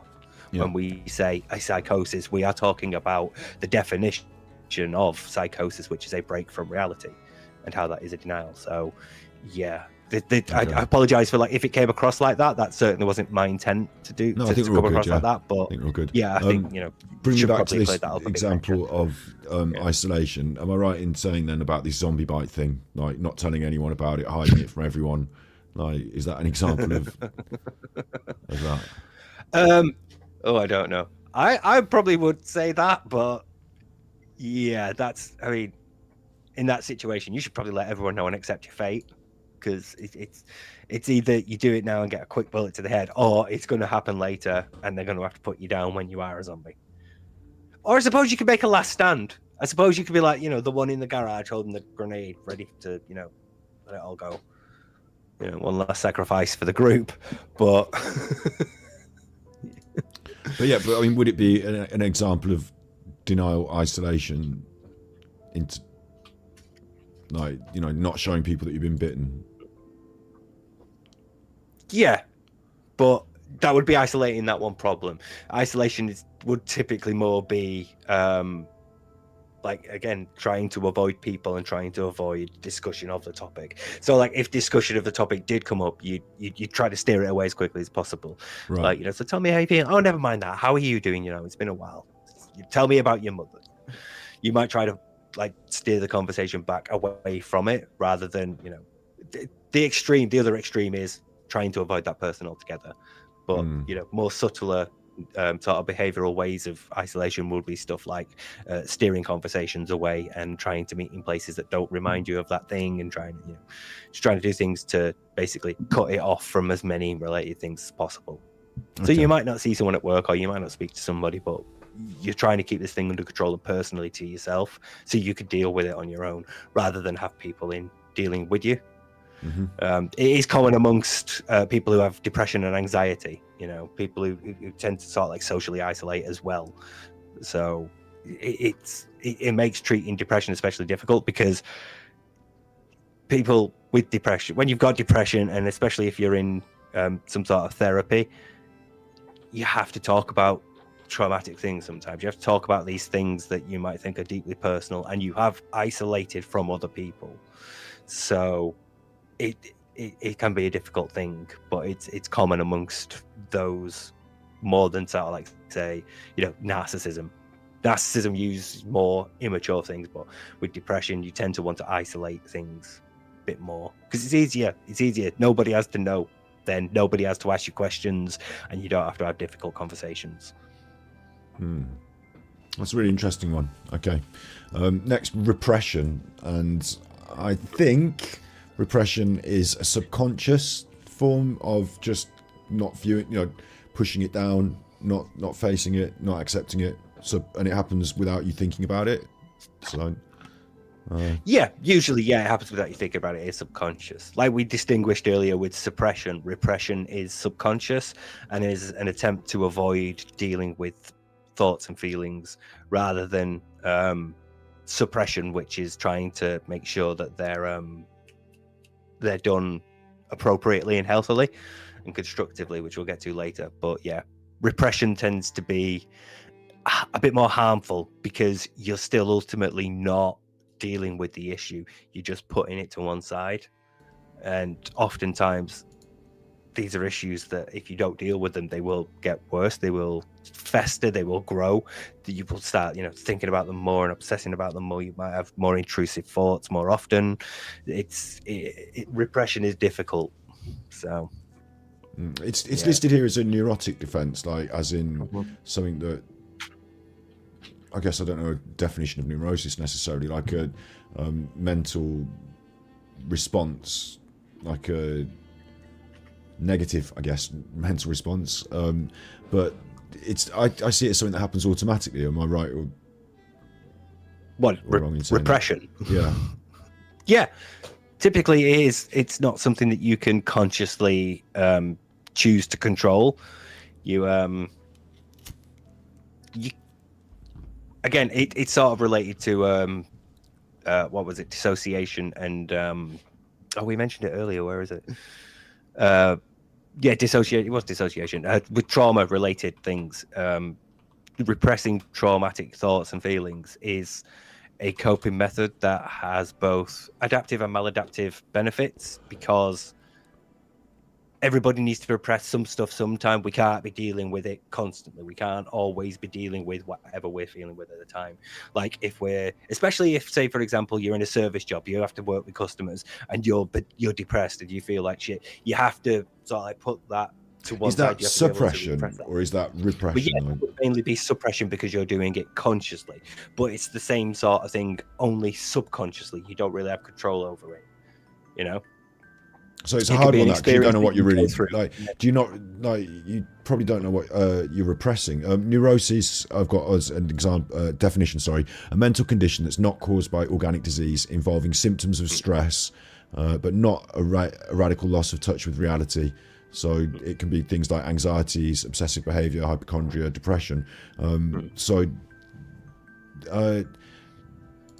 Yeah, like if you're repressing things, like bad things that you don't want to face, the stresses, whatever, you probably don't know you're repressing them then, yeah? Because it's happening subconsciously. Typically, no. Yeah, it's happening subconsciously. Everybody has like a traumatic incident that they can't remember, and it's difficult to get to the memory of that. Is it something as big as that and then it's repressed, or is it some small things get repressed as well? Is there like a... Oh, small things could get repressed as well. Small things could be acutely painful. So they're just as likely to be repressed as incredibly devastating traumatic incidents too. But the brain is like uncontrollable with how it stores and encodes and retrieves memories. Memory is reconstructive. You have to recall. So, most of the time your brain is doing its thing and you'll remember certain stuff. But during periods of trauma, you're either going to be hyper aware or you're not going to remember a thing. You're not going to remember a damn thing about it, and you don't have much control over that. At the moment, you could be like, right, I'm paying attention to everything, but later on when you try and remember, your brain might be like, no, I'm not remembering that. So it's not often something that you have much control over, whereas if you are consciously suppressing something, that tends to be, that's conscious. You're controlling that. So I guess repression is not like, there's a couple on this list, like dissociation on the immature one, like people don't have much control over that, and repression again, like, I feel like people don't have much control over. But when people are being passive aggressive or projecting, I feel like they've got more control over it. It's like a more aggressive defense mechanism outward, and with the intellectualization, the isolation, I can understand, again, you can get control of your behavior, your thinking, whereas repression, we're not in control of that. Yeah, so it's one of those. Yeah. Reaction formation then next. I don't know what that is at all, so I'm going to get you to explain it, and I'm going to just quickly send a beg tweet. Great. All right, great. This is actually one of the more difficult ones, because what you tend to do is you avoid uncomfortable feelings by instead exaggerating the opposite. The sort of classical example of this is the young boy who fancies the young girl, but instead is a bully to her and pushes her over. It's a way of, like, it's almost projection in a way. It involves projecting something and another quality out onto someone else, but it's instead of projecting that insecurity. I couldn't be happier. Swish and then whoosh. AUD bod sent tippies. What a stream. You boys are working tonight. Big loves, pain relief for Steve Blackheart hash. Superchuffer owes 6 hugs. But yeah, so where projection involves projecting the actual anxiety itself, the thing that causes worry itself, onto somebody else. Reaction formation is the opposite. You're projecting the opposite onto somebody else. So, you might really like somebody, but you're an asshole to them because you can't deal with the thought that you like them at that moment. So instead you try to push them away. You try to, push them aside so you don't have to deal with them. Do you want to go out again? Thank you very much, Audrey, for the 6 hugs. Thank you. So I kind of get this then now. It makes sense. Like, it's you've got problems, but you create the opposite. Instead of, like, with projection saying, right, no, like, I'm not nervous, you're nervous. Instead, you say that I suppose nervous is a bad example. Like, you say, like, okay, go. I'm not jealous. You're jealous. Right. Yeah. I'm not jealous of your success. You're jealous of mine. When really you are jealous of their success. You feel like you should have what they have. You feel that you should be given the things that they've been given. But, you can't deal with that process because it involves looking inside and realize and sort of like examining why you're not being given what they're being given. So instead, you push that onto somebody else instead. You invert it and project the insecurity outwards. Of course you're better than me. You've had all the hit, you've had like all the benefits in life. You were born with a silver spoon in your mouth, when really you're the one coming from a position of privilege. So that's projection. Whereas this is the opposite. You should be poor. You should be the one who's had to go through this. You're the asshole. So yeah, I'm not nervous. It's so instead of denying my being right? nervous, it's that you should feel nervous. You've never had to feel nervous properly. It's not, it's like pushing anger out onto other people again, though. Yeah. It's a difficult one to understand, this one, because it is like it seems contrary to understanding why you would project the opposite. Like if you were attracted to somebody, why would you be mean to them? Why would you want to push them away? But it's because there's something in there that makes you uncomfortable. You don't know why you're attracted to this person. Oh, so this is a bit more of a subconscious one again. It's a bit more of a subconscious one, but it can be conscious.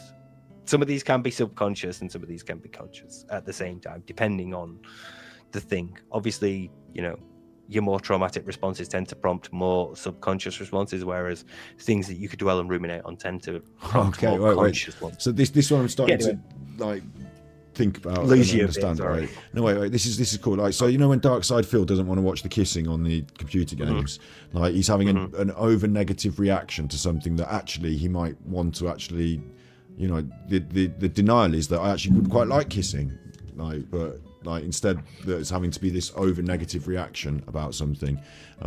Let's make it a bit more general, right? Somebody who doesn't have that many friends yet wants close friendships might feel that the display of friendships in a scene in a movie is, it's too saccharine, it's too unrealistic. Friends aren't like that. Friends should be behaving like this. Friends would never be that close.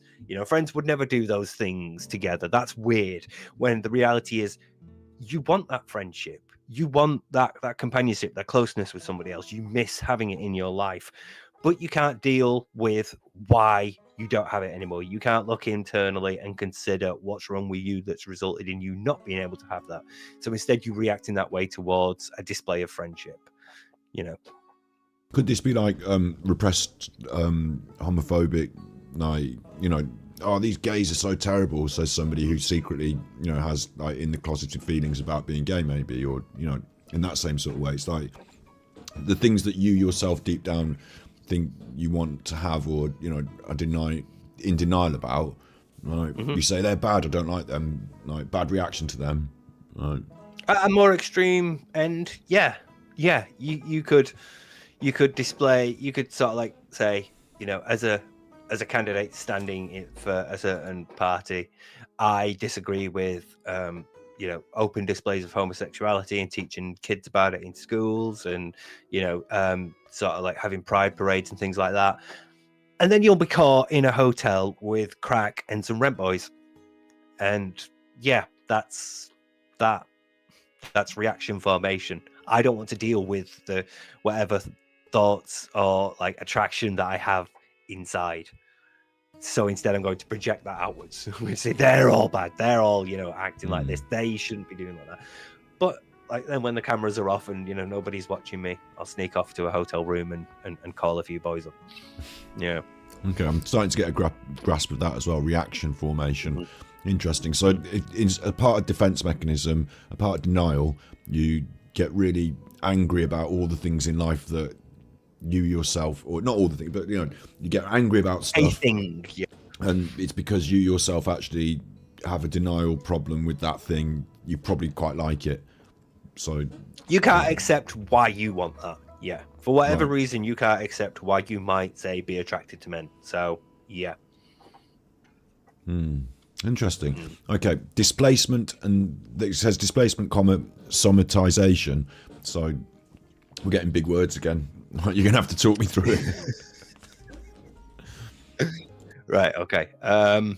Displacement and somatization are two very different things. So displacement is firstly the simple movement of the qualities or the thing that makes you worried onto something else. It's a bit like projection, but instead of projecting the qualities onto it, you're putting like the impact and the responsibilities onto it instead. It's not a person who is at fault. It's an object or a thing. It's a reason. You're displacing every anxiety onto something else, every worry onto something else, rather than projecting it as a fault.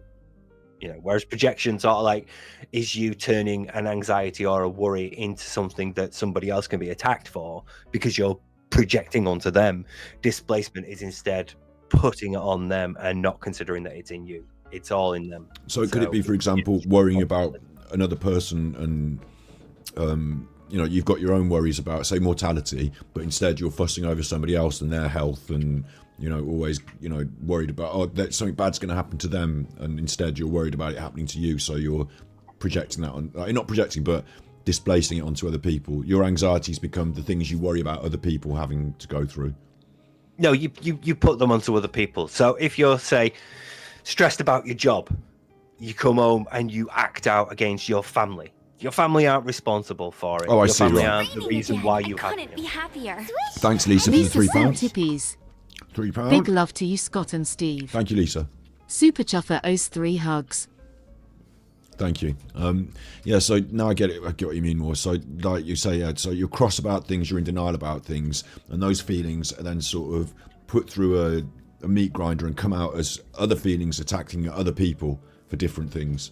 And it's like you're sort of like processing a feeling into something else, like, and nobody else, I suppose, at the end of that will know why you're so cross.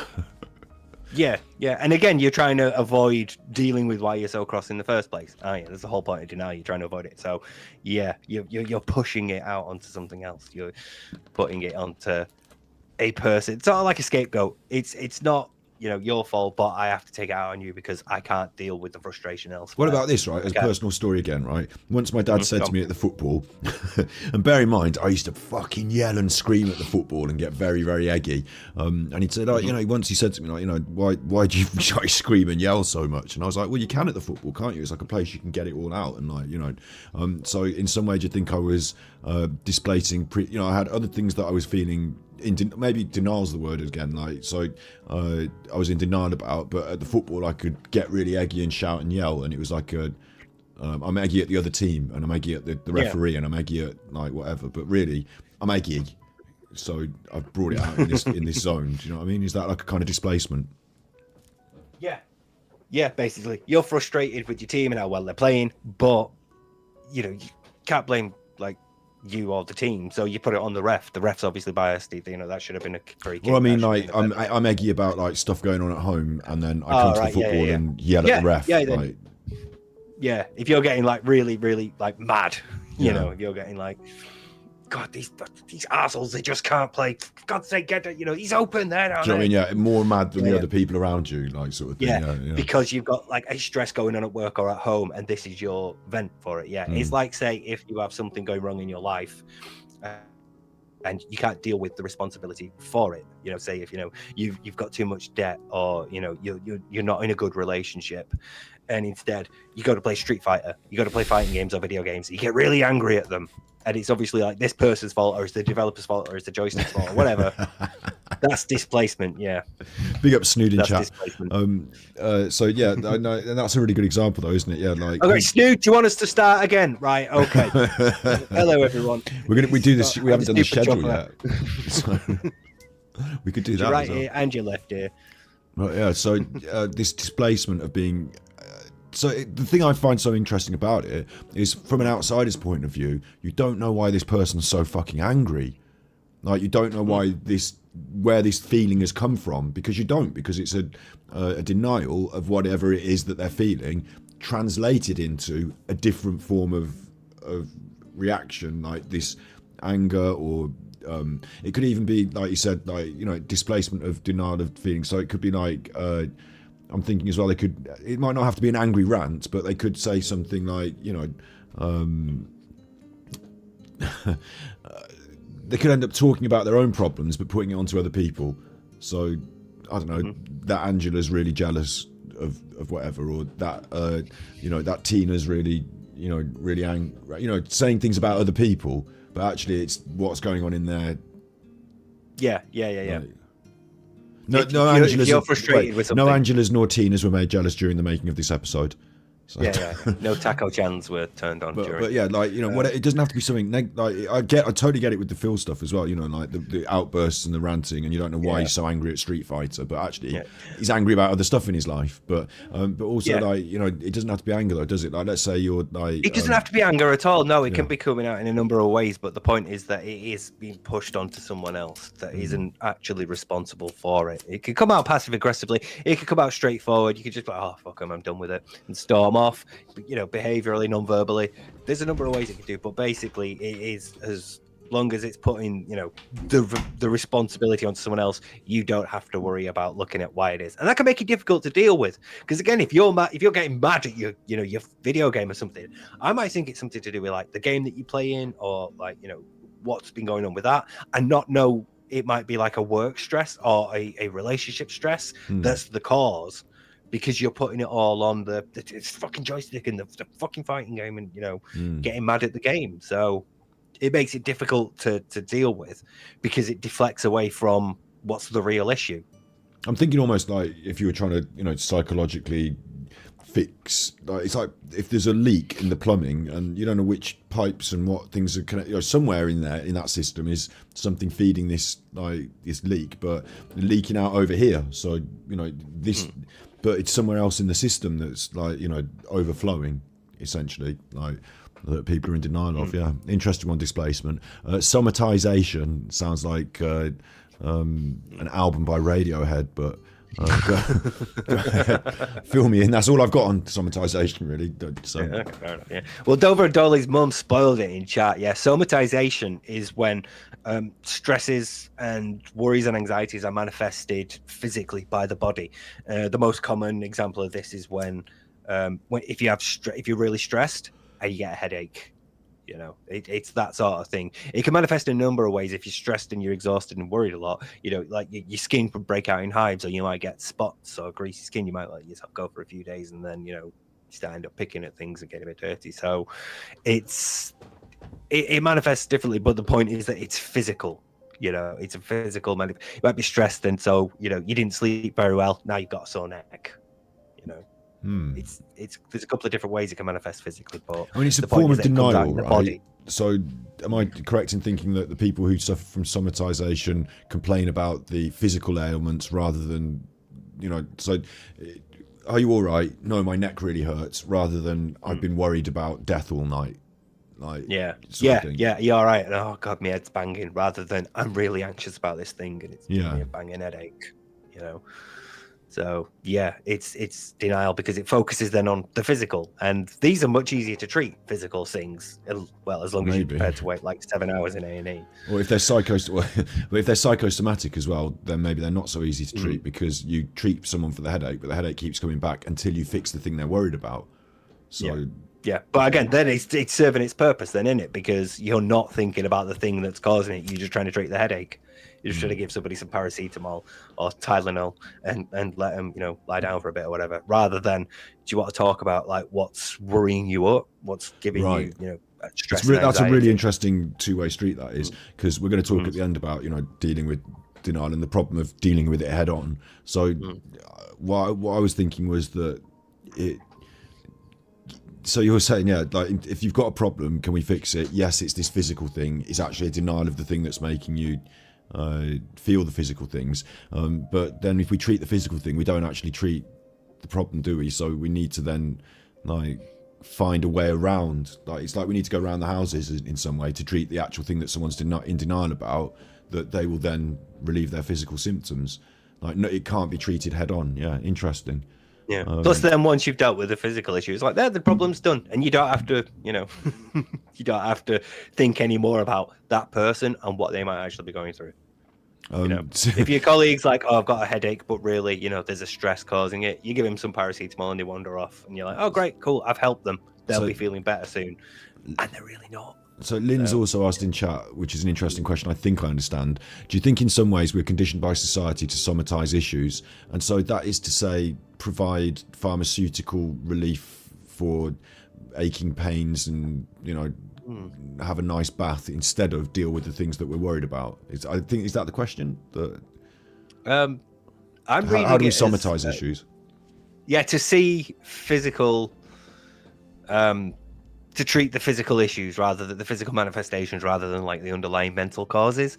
And I think, yeah, in some ways, because it avoids dealing with the underlying mental causes. And we're obviously recently struggling to deal with the idea that men can be upset, men can be, you know, depressed and experience negative emotions, and you know, trying to deal with like male suicide rates. These are issues that are public health issues, but the underlying cause is a mental one. It's an emotional one that needs to be addressed. But if you see it a certain way, you are somatizing it because you just, you know, taking the tablet.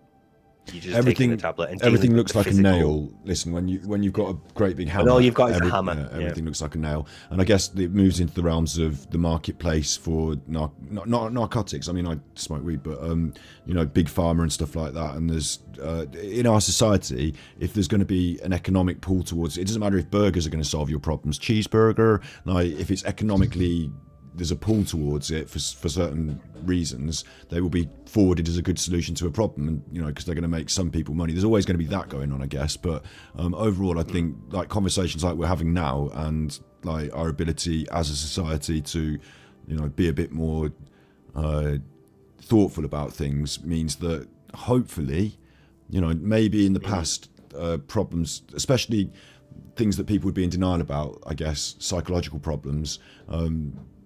You know, not talking about it is the first part of the denial. So now that we're talking about things like that, it's harder for them to, what was the phrase? Somatize. It's harder for them to somatize all the people's problems if we're going to talk about them in this way and make them more. Because not all mental health issues necessarily require chemotherapy. You can treat some therapeutically in terms of like cognitive behavioral therapy. You know, there are therapies and like talk therapy and dialectic behavioral therapy. There's a lot that you could do that doesn't require taking antidepressants, for example. But your best chance of success is a more holistic approach that uses both or multiple forms in working in together in unity, rather than like competing against each other. It's better if you stand a better chance of getting through depression if you have repeated appointments with a counsellor while taking antidepressants. I'm also thinking as well, though, right? Like, maybe this sounds really simplistic, but back in the past, you've had a hard day and things are troubling you. Well, have a nice bath and a beer, and then just forget about it and get on with it. Treat your ails and ills like physically, and then just get on with it. Whereas nowadays, there's a lot more about understanding and talking about how people feel and think. And so having a nice bath and would you like a paracetamol, just shut up and go to bed, isn't as good an answer to people these days. So they probably say, no, I don't just want a nice bath, let's actually start talking more about the problems. So it's hard Lynn mentioned in chat very quickly, the stiff upper lip thing has much to answer for too, and it's this sort of like emotional stoicism sort of like cuts you off from being able to like openly talk about things. But you're happy to have a back rub, or somebody treat your like it's a bit like the big hulking hero will allow someone to treat his wounds, but won't really want to talk about what he's feeling about. Like Like you could stitch up this like massive wound in my arm, but if you ask me like what it was like to lose my best friend in Vietnam, I'm shutting up and having a PTSD flashback. Yeah, that sort of thing. Yeah, interesting. Yeah. Okay, so we move on to undoing and then rationalization. So undoing, I'm in denial, and there's some undoing. These are, as we get into these ones, I don't know what the actual proper definitions are. So my guess would simply be that, actually I don't have a guess. What is undoing? I was curious to see. Okay. As a guess, maybe psychologically you. But this doesn't sound like denial. I was going to say like you go back over things and pick them apart and say, well, no, like I do this differently, or I'm going to say sorry about this, or change things in the past in some way. Like I don't know. You're not too far off. It's actually an attempt to. It's almost an attempt to make amends. What happens is you act in a manner that's contrary to a way you've behaved previously. So if you say were an absolute arsehole to somebody, you might the next day be really kind to them, sort of like make it up to them. And that way you avoid sort of like talking about why you were an arsehole and whether it's going to be repeating behavior. So, if you have an argument with your missus and then the next day she comes home to like flowers and chocolate everywhere, that's an attempt at undoing, because you're now sort of like going 180 the other direction. You would obviously you could call that love bombing as well, but in this like one isolated incident, not like a consistent. No, I know what you mean here. Like, but like yesterday there was a big row, and then today everything's fine. So we can't talk about the big row now because everything's fine. Yeah. So what you're doing, bring up the big row, everything is fine, but it wasn't fine, and I'm not allowed to now discuss it or talk about it because the defense mechanism, the denial is in place, and we're going to move ahead in this different position.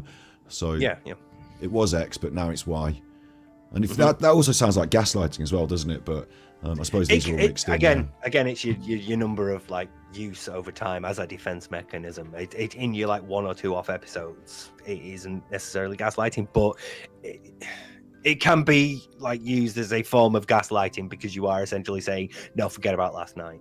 You're not necessarily saying it didn't happen, but you're now going to make amends for it, so you don't have to deal with it again. And you're hoping that person just sort of goes with it and goes, okay, yeah, fine, I'm happy that you're happy now and everything's sorted, rather than going, no, let's talk about this. I want to talk about why you were an arsehole to me last night. So, yeah. And then rationalization, finally we get to one that I think I can have a good pop at, is again with the logical thinking stuff. It's making it seem like it wasn't as bad as it was because I've got an explanation for this, and then there's a reason for that, and we can talk away and explain why everything's okay, but in denial of the fact that it wasn't okay in the first place and there are still problems. Oh, I've got a meowing cat now. Have you? You coming in? You've been in and out. Yeah, give me some rationalisation, because I don't know anything about rationalisation, really. It is what it sounds like. It's attempts to explain away behavior using rationalizations that may not necessarily be true. Yeah. But they will offer like an explanation that doesn't involve having to dig deeper into the anxiety or whatever it is that causes it. So it might be a case of, again, if you have say you have an argument after you come home from work, and then the next day it's like, I'm sorry about yesterday. I was tired. I had this stress at work, and I just took it out on you, and I'm sorry.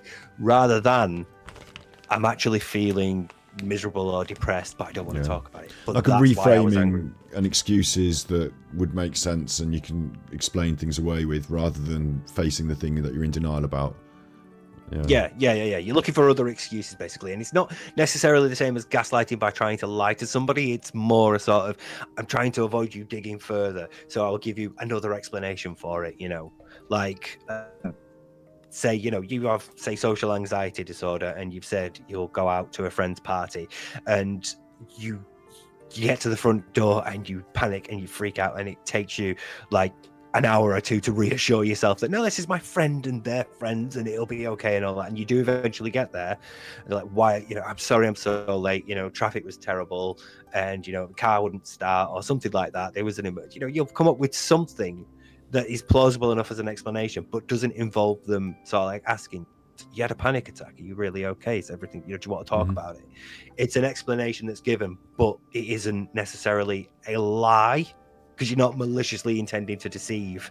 You're just trying to deflect away from what is a more sensitive underlying cause that you don't want to deal with. In this could also be like a self-denial as well. Like, for example, Dark Side Phil, why is everything going wrong around you? Oh, well, it's because of the, it's detractors. It was machinima. It was YouTube. It was detractors. Like explaining things away to yourself by rationalizing, pulling from other places, giving yourself explanations, not facing the truth. Yeah. Yeah. It can be used to like convince yourself otherwise, but again, at that point you're sort of like starting to get into self-delusional territory, because you're trying to actively convince yourself otherwise. The point with these is that deep down you do know what's wrong, but you are okay. So with denial, you know what's wrong necessarily, and you're trying, like you're saying that you're trying to think this through, right? But okay, yeah, I seem to think though, like the Phil example's a good one, right? Like, or things are most people like things are wrong, but I can explain, instead of it being a football manager who, like, instead of saying like I didn't train them properly and they went out and played really badly, he's always the referee, and like, this day the rain and the wind was blowing in this direction, so of course we were going to lose. Like, like rationalizing things with different explanations. Or am I wrong then? Like, I can be no, wrong, that's right. Yeah. No, It involves not having to look at like the real reason you lose, which is that your team was crap. Instead, you sort of like, we lost because the referee was biased against us and the other team had disadvantage. And in terms of the denial, deep down you know it, but you're in denial of it, so you kind of like don't know it when you're asked in the interview, why did you lose? Like, you're in your like front of your mind, you're not thinking because I was shit and I didn't train the team. You're thinking because of the referee and because of this. Like, there's like these layers to it before you know it. Like, and if you can rationalize it away properly, like well enough, you don't ever have to know it, because you can believe your rationale, and that becomes okay. It's delusional, but it becomes the reality that you live in, because it's explainable. And like, I suppose the more you explain it over and over again on your stream, the more it becomes the truth in your own mind as well. Well, it's more like you get used to doing it, it becomes easier. The more you practice something, the easier it becomes. So the better the more you search for reasons for things, so you don't have to actually look deep inside and discuss the real issues, the easier it will become to find anything as an excuse. So the better you get at reaching for things.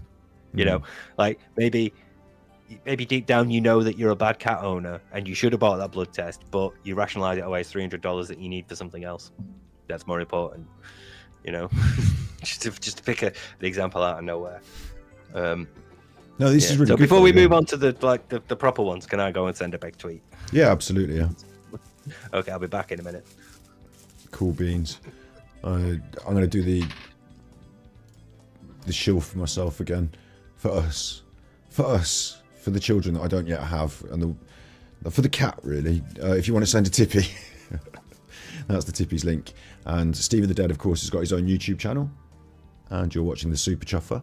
So if you'd like to subscribe, it's only one thumb click away. And what you get for that is basically nothing. So just press it. It's not a profit deal. I hope you're enjoying today's episode. I think today as well, we're going quite deep into this list of ego defenses. And I've got a lot more questions. And I feel that we're going to be doing more episodes on denial as well, because more questions that I have are about worst cases of denial, how it affects people, a way out, how do we reach people who are in denial, how do you know if you're in denial. I'll take this one though a little bit. If any of these points that we've been talking about today have made you think about your own behaviour in any way, that's okay, it's normal, because we're humans, as we said at the start.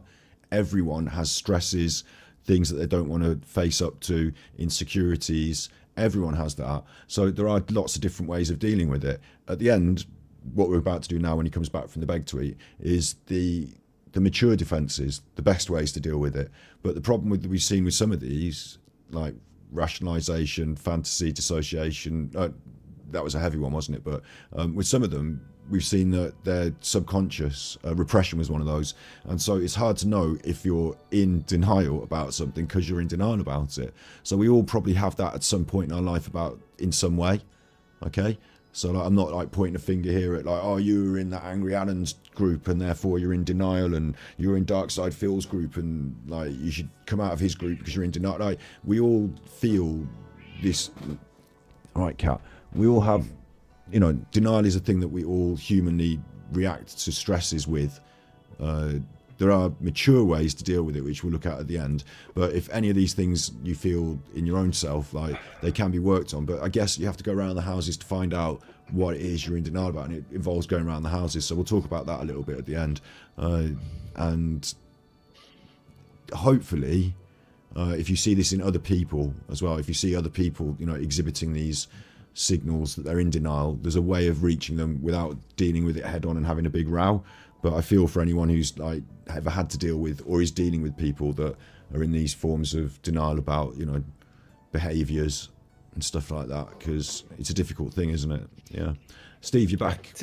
Yes, I am. It's a bit like the narcissism thing, innit? When we were like, hey, these are a bunch of symptoms and behavioural manifestations. So if you recognise them in someone, you may be dealing with an arc. Yeah. Same here. But the thing is, again, with narcissism, these are behaviors that exist on a spectrum. So some measure of them is healthy. You would expect some of these to form part of a healthy coping mechanism. Didn't I read I was just saying as well while you're away that we probably won't get to all of my questions, and we're probably going to do another episode about denial, absolutely. Because there's no way we're going to get to cults. That's its own episode, really. Like, that should be its own episode. We'll bring it into denial season. And like the questions I was going to, we're going to finish by talking about the mature defenses, and then I want to make sure that we talk about how to approach people and help them if they're in denial, and how to go around the houses to get to a subject maybe, before we finish on a little bit of cheerful whatever. Hopefully we can get people to use their mature defenses, right? So let's quickly work through, because these are much more easy to understand as well, aren't they, the mature defenses? So suppression, that in my thinking is like, I'm not going to think about it now, but I'm a grown up, so I don't have to think about it now. I can like put it in another mental space, finish my work, get on with my job, and then I can deal with it. But it involves actually dealing with it rather than repressing it, never dealing with it. Basically you minimize it in relation to whatever is your more immediate priority at the time, but you're not discarding it. You're aware that it's there and it needs dealing with, and you do intend to deal with it at some point. But right now you need to do work. You need to go pick up the kids, you need to go like have a bath, you have other needs that need attending to, and later on when you're ready you will come back to it and deal with it then. But for now, just to one side, just wait a minute. It's as you can see, it's a very grown-up thing, because it involved a very mature thing, because it involves having to conceptualize a number of different things. You have to like prioritize all these various different needs and worries that you have, and sort of like say, right, I know you're really depressing me, you're the reason why I'm upset, but I can't deal with you now because I have to deal with work. I have to get this deadline met.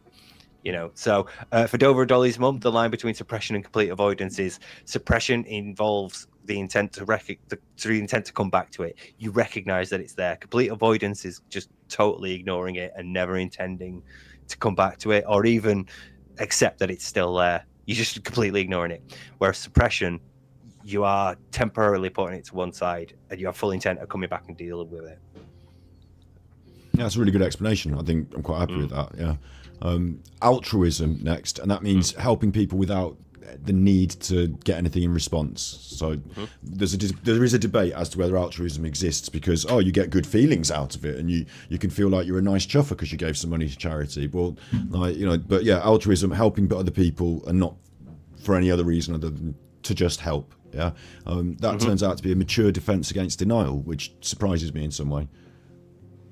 Yeah, it's an odd one, altruism as a defense mechanism, but it is there because it is a way that you can work through your issues in a constructive way. So if you have, say, mental health problems, if you suffer with like depression or bipolar disorder, you might start to work with a charity that also helps people with those conditions. You might start to deal with your, say, your guilt over something, by helping other people in a similar position, or going to help charity.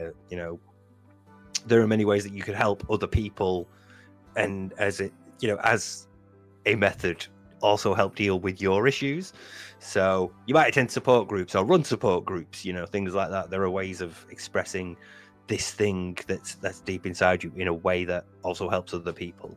So, and this is in the mature defenses, as in it's a good thing. So if you're feeling like I suppose the denial aspect, this is like a form of denial in that there's things that you're anxious about or there's the things that you're upset about, but by helping other people with the things they're upset about, you in some way alleviate your own feeling. You don't. Yeah, because like grief shared is always a good thing, and it's easier to process and deal with things a lot of the time.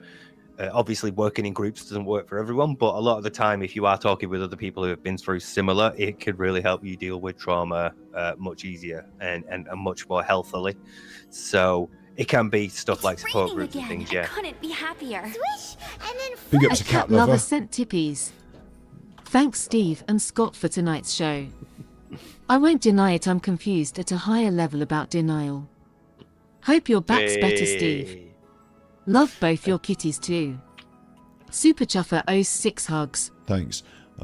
Is that a denial joke or like? Because I'm hopefully. I thought it was. Yeah, I might be wrong, and sorry if I was because that might. If anyone is still confused, then watch this again because we're going through it in quite interesting detail, and I'm trying to make sure that I say it in layman's terms and understand it myself as we move through it. So yeah, and some of these are quite difficult concepts to sort of like convey in a layman's terms, like I think I'll tell you what's reaction formation of things. Yeah, I'll tell you what's interesting though as well is that I think there's two ways of there's two camps of denial. There's we said at the start, and we keep as a running theme, that we're all human, so we all have stresses, we all have things that we don't want to face and that are difficult, and so in a form of denial is to not have to look at it directly and instead to have some other mechanism to make yourself feel like you can carry on and deal with stuff, right? And that's actually a human thing that was innate, so we all do that in some way. There are better ways and worse ways of dealing with stuff, and like in simple terms, there are better ways and worse ways of dealing with stuff, but I think also there's like this other camp of like bad people who are in denial and like they act out and they're aggressive, and like there's almost like a negative stigma attached to the concept of denial, that if you're in denial, she's in denial, she's a fucking this one and that, like it becomes like this negative tag that we put onto other people who are doing because they act out, passive aggressive, not dissociate, sorry, projection, and stuff like that. So lovely jubbly sent thanks, lovely jubbly. Great live tonight, thank you Steve and Scott X.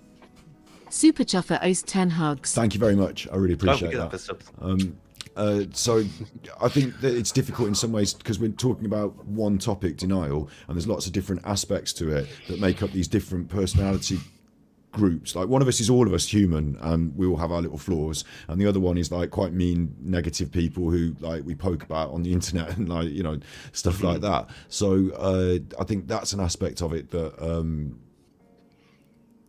maybe that's where there's a bit of confusion in that.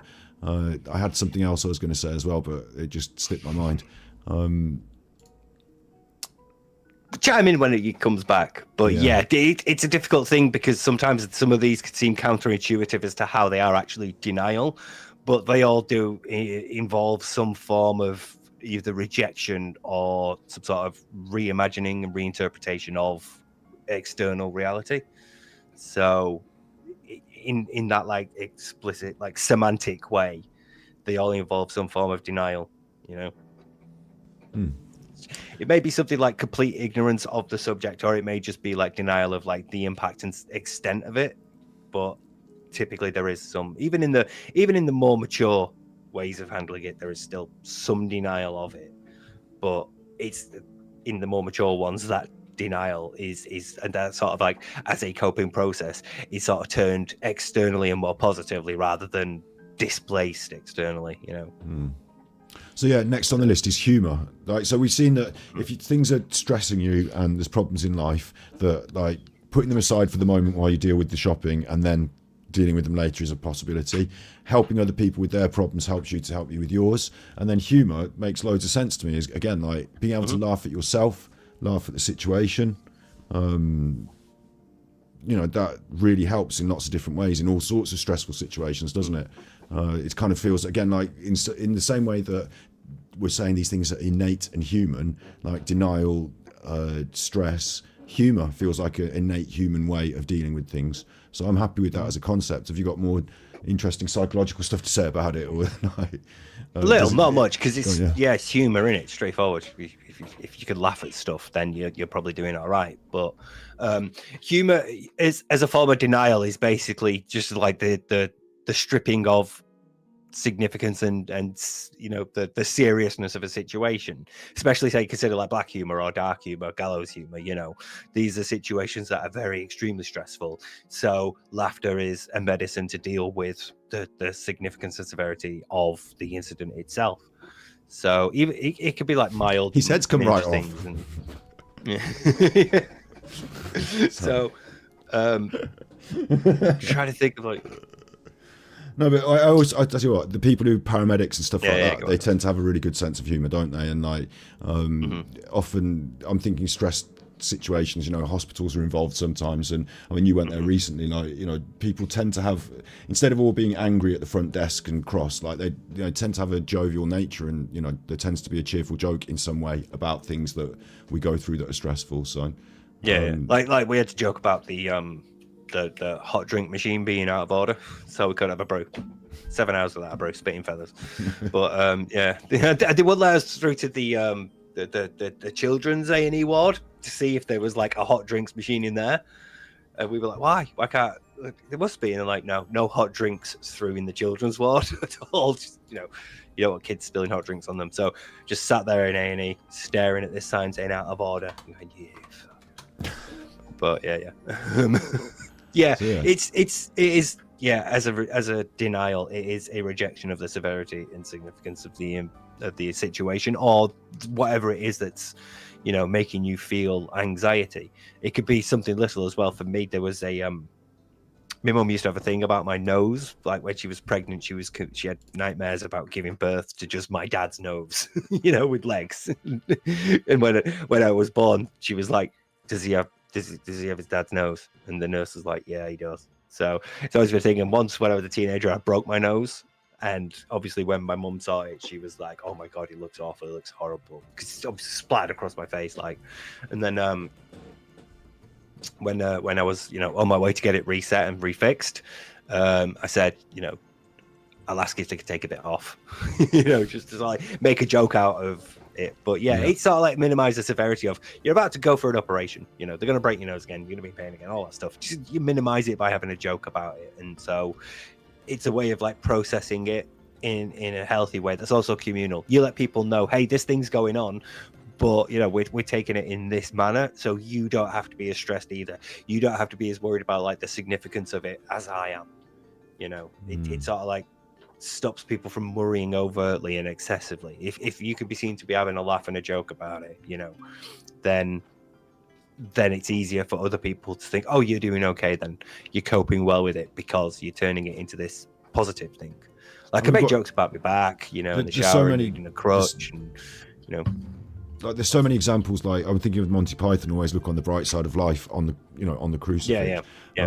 Like there's so many good examples of humor being used in very difficult and stressful situations. I do wonder, as a defense mechanism as well, though, as a denial, maybe some people might laugh about things and then secretly inside they're actually quite scared, or actually quite afraid, and like maybe there's a sad, like they talk about the sad clown sometimes, don't they? Maybe there's a bit of an extra edge there that we need to look out for in terms of humor. Whilst it's good and it absolutely helps in all ways, like it's always important to talk about, like if we're joking about something serious, then maybe we can also talk about something serious, like as well. Like, Once again, it's the extent of it. These are typically seen as healthier because they are more mature, and as such they are involving a lot more awareness of like the wider impact of whatever is causing your anxiety, and as such that you are establishing healthier coping mechanisms. But again, you don't want to lean too much on it. You don't want to lean too much on, say, altruism, because you're not going to spend enough time focusing on you. You're going to be spending more time trying to help other people. You don't want to be suppressing too much, because at that point you're essentially pushing yourself towards repression if you're not coming to a stop and going, right, I need to deal with it now. Again, with humor, you don't want to be seen as taking things too lightly. You need to be seen as like, you need to show, I understand that this is significant. I understand it's serious, and I am treating it seriously as well. Can't just like joke about it all the time, so. Okay, yeah, important, yeah. And then sublimation, I didn't know what it was yesterday, but you told me, so I won't pretend that I now know. I'll let you explain it again. As like we're coming towards the end as well, because like we're 2 hours and a half in. Like, this is good. This is, I should probably point out as well, this is sort of like this 4-tiered list is generally seen as like an accepted framework of denial and the psychological forces within it. Obviously not the only framework, or the sort of like frameworks are proposed for how people cope with like denial. Other frameworks are available. Other frameworks are available. But this is the main one. But this is like very well like accepted within psychology, at least as like a decent framework to understand how denial might manifest. And we've got 3 important questions to finish the show out as well after this, which is about how to know if you're in denial, how to help. And remember in chat, if you know anyone famous or you've got any interesting stories about denial, you're going to be bringing them up at the end. So the last one, sublimation. Go ahead. Sublimation, sublimation is using the hate to fuel you. So that sounds bad. Literally using the sort of fears and anxieties that you have to motivate you in a positive way. So it might be that you deal with the worries that you have by, say, you take up painting and you process the feelings that you have through painting or through writing. If you might take up a creative work, you might find another hobby where, say like you go fishing, so you've got some time alone, so you've got some time to think and process things. Basically, it involves using the impulse or the emotion that you're feeling as a motivation to do something constructive and appropriate and healthy, rather than something destructive. You're not acting out, or you're not being passive aggressive, or you're not projecting, you're not repressing or displacing onto other people. You're processing it yourself through your behaviors and what you're doing. I've got a definition of sublimate here, which is to transform into a pure or idealized form. And I totally vibe with what you're saying. Like, I think if there's things that I've had to deal with that maybe I was in denial, like feelings, bad feelings, sad feelings, stuff like that, writing a song about it or something like that.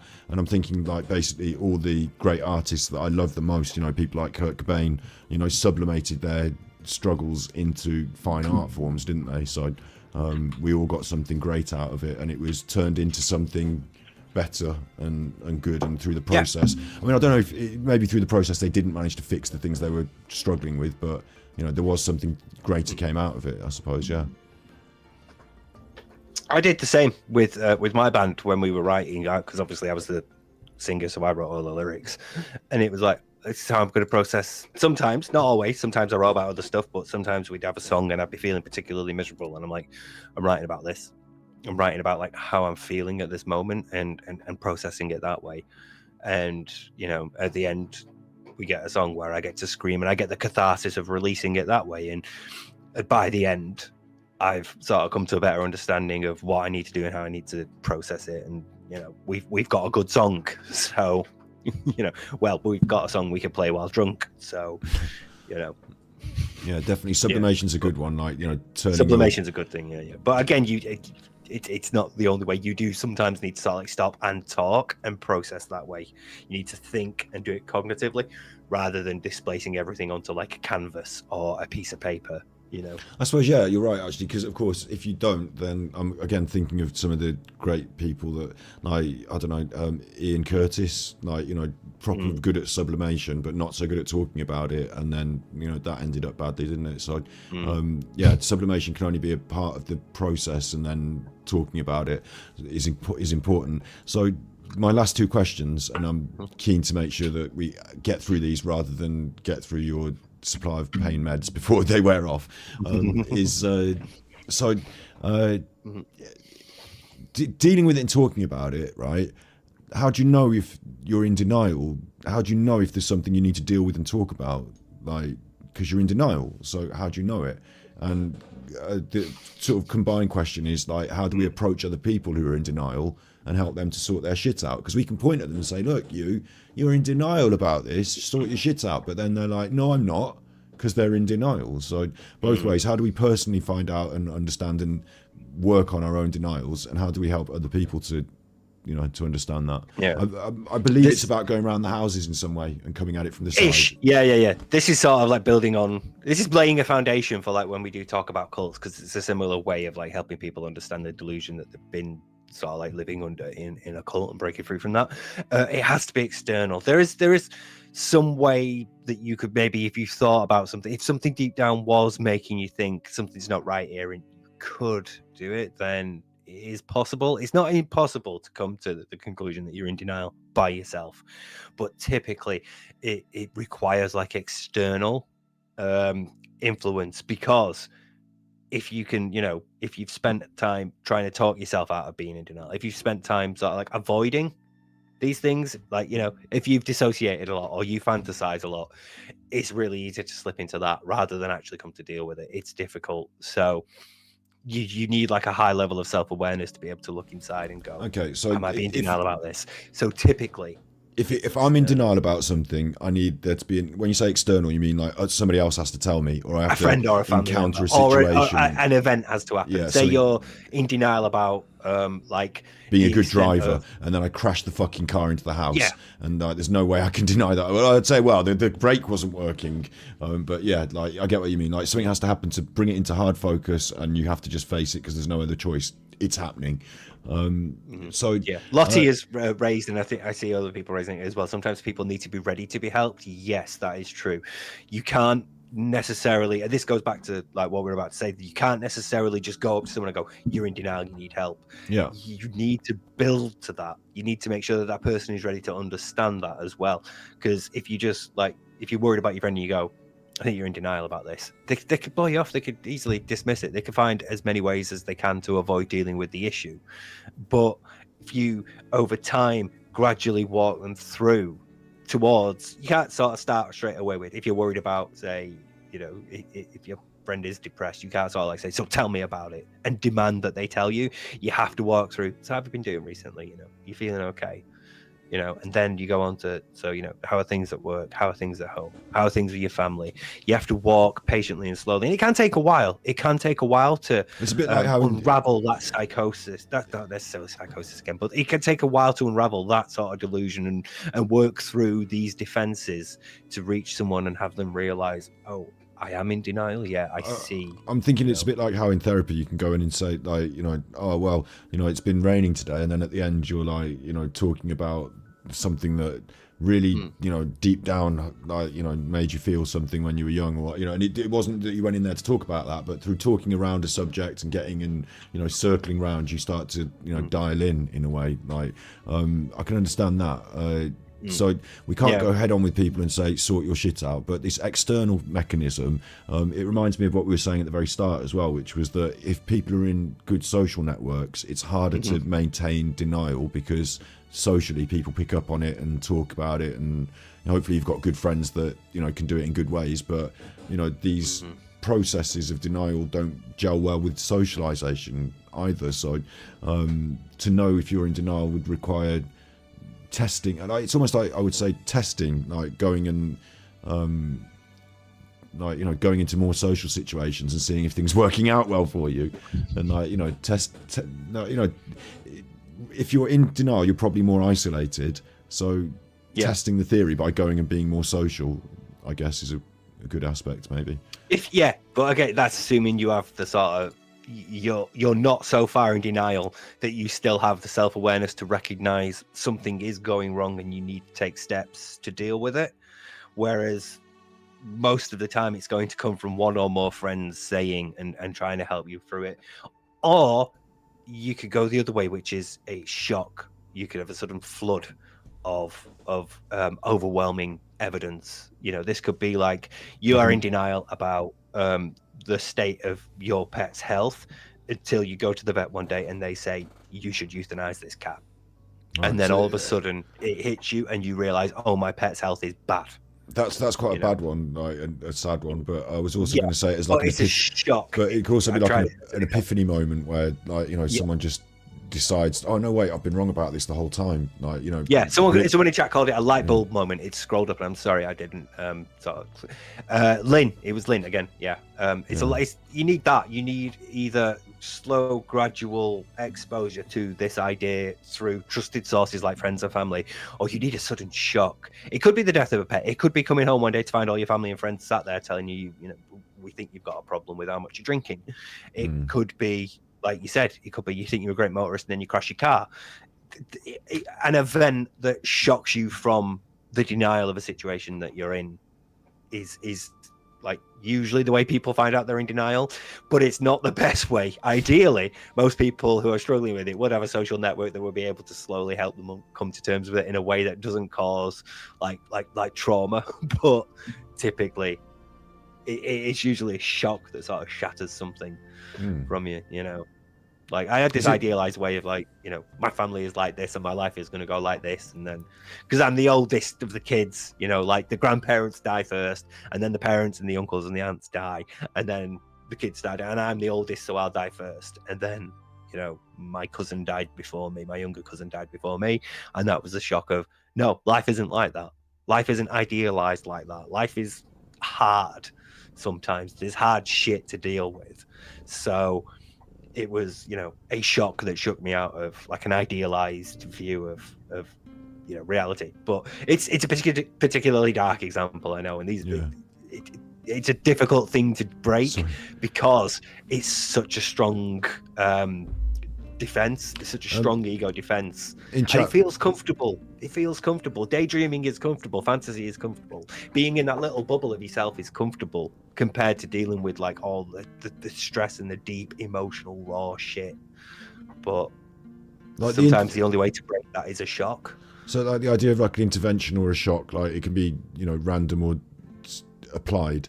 But you think that's more likely to get someone out of denial than the other way of, I suppose the other way requires there to be a social network and requires there to be people there, to help them through it. But the sort of... It's not about which is most likely to get them through denial. It's about which is most likely to be the thing that shakes you out of denial. Because both stand a sort of roughly equal chance of getting somebody through denial, but the likelihood is you're more likely to encounter a shock than you are likely to get to a point where friends and family are helping you walk through it. Currently at the moment, anyway, from what I could find, because not everybody goes to therapy to deal with issues, but Yeah. most people are going to have to deal with something like a pet dying or a car crash or Yeah. losing So a job or something. reality wins out in Reality, the end, yeah, and you have to yeah. just, denial cannot be maintained in the face of harsh reality. Yeah. Oh, that's a shame. I was So you hoping the go other in way. there. I was hoping the softer way might be, more appropriate and more. It should, ideally it should be, because like I've been through both, like while trying to deal with my shit as a younger person, and dealing with it in therapy over a period of time with somebody I could talk to was way easier. Like psychologically, it was much more comfortable because it's guided and your comfort is considered, whereas life giving you a sudden shock doesn't care, so there's no sort of like insulation and sort of like slow period of readjustment to a new reality. All of a sudden what you thought was real and comfortable is gone, and you're suddenly left with this scary new thing that you have to deal with. So yeah, it's a difficult thing. Big ups, Bleak Jog. Thanks for the £5 super chat. Steve, are you starting your masters in September, October? Is a question for you there. That's been my plan for like the last 2 years, and every time I get like a letter from the hospital saying, come in for this appointment, come in for this scan, come in for this pre-op, and I do want to go back, but I keep having to delay it because I wanted to get my back done first, and I want to be like clear-headed enough to be able to do a masters. So given that my specialist comes back off holiday in September, probably not this year, but yeah, I do want to. It's fine. Scott, you're muted again. Brilliant. And Ritan Martinez asks, my problem is that I cannot deny that there is an actual problem. How do I fix this? But because they didn't do a tippy or a super chat, we don't have to answer it, so don't worry. No, Ritan, I don't know if I can understand the question properly. Your problem is that you cannot deny that there is actually a problem. You're not able to be in denial. You actually face the problems. Like everything becomes a problem. Let me find that comment. Sorry. Oh, it might. My problem is that I cannot deny that there is an actual problem. How do I fix this? Like not being in denial. If it's a human function that helps us through with stuff, maybe we need to have some denial in our life. Maybe they're just facing everything, seeing everything for what it is, and feeling all the stress and all the anxieties without any sort of way to displace them. Yeah, the problem is, and this is different for everyone, is prioritizing what you think you should focus on. Sort of like some things will require more attention than others, and as a result you have to prioritize things, and you have to sort of like suppress other things and think I'll deal with them later, but for now I need to deal with this. And that balance is going to be different for everyone. Like there's so much that Scott can do in a day, and then everything else that he has to worry about later. There's only so much I can do in a day, and then I need to worry about other stuff later. So it's a difficult balance for everyone. But ultimately, I always say if you do feel like there is a problem, there's something wrong with you, you should find someone to speak to, a counselor or a therapist, and sort of go from there and see how they help. A good counselor will save your life, and I don't think there's a price that you can put on your life. I don't regret going through that period of counselling at all. So I encourage that. But, also, what was I going to say? I'm just having to pop out the chat now because I repopped it.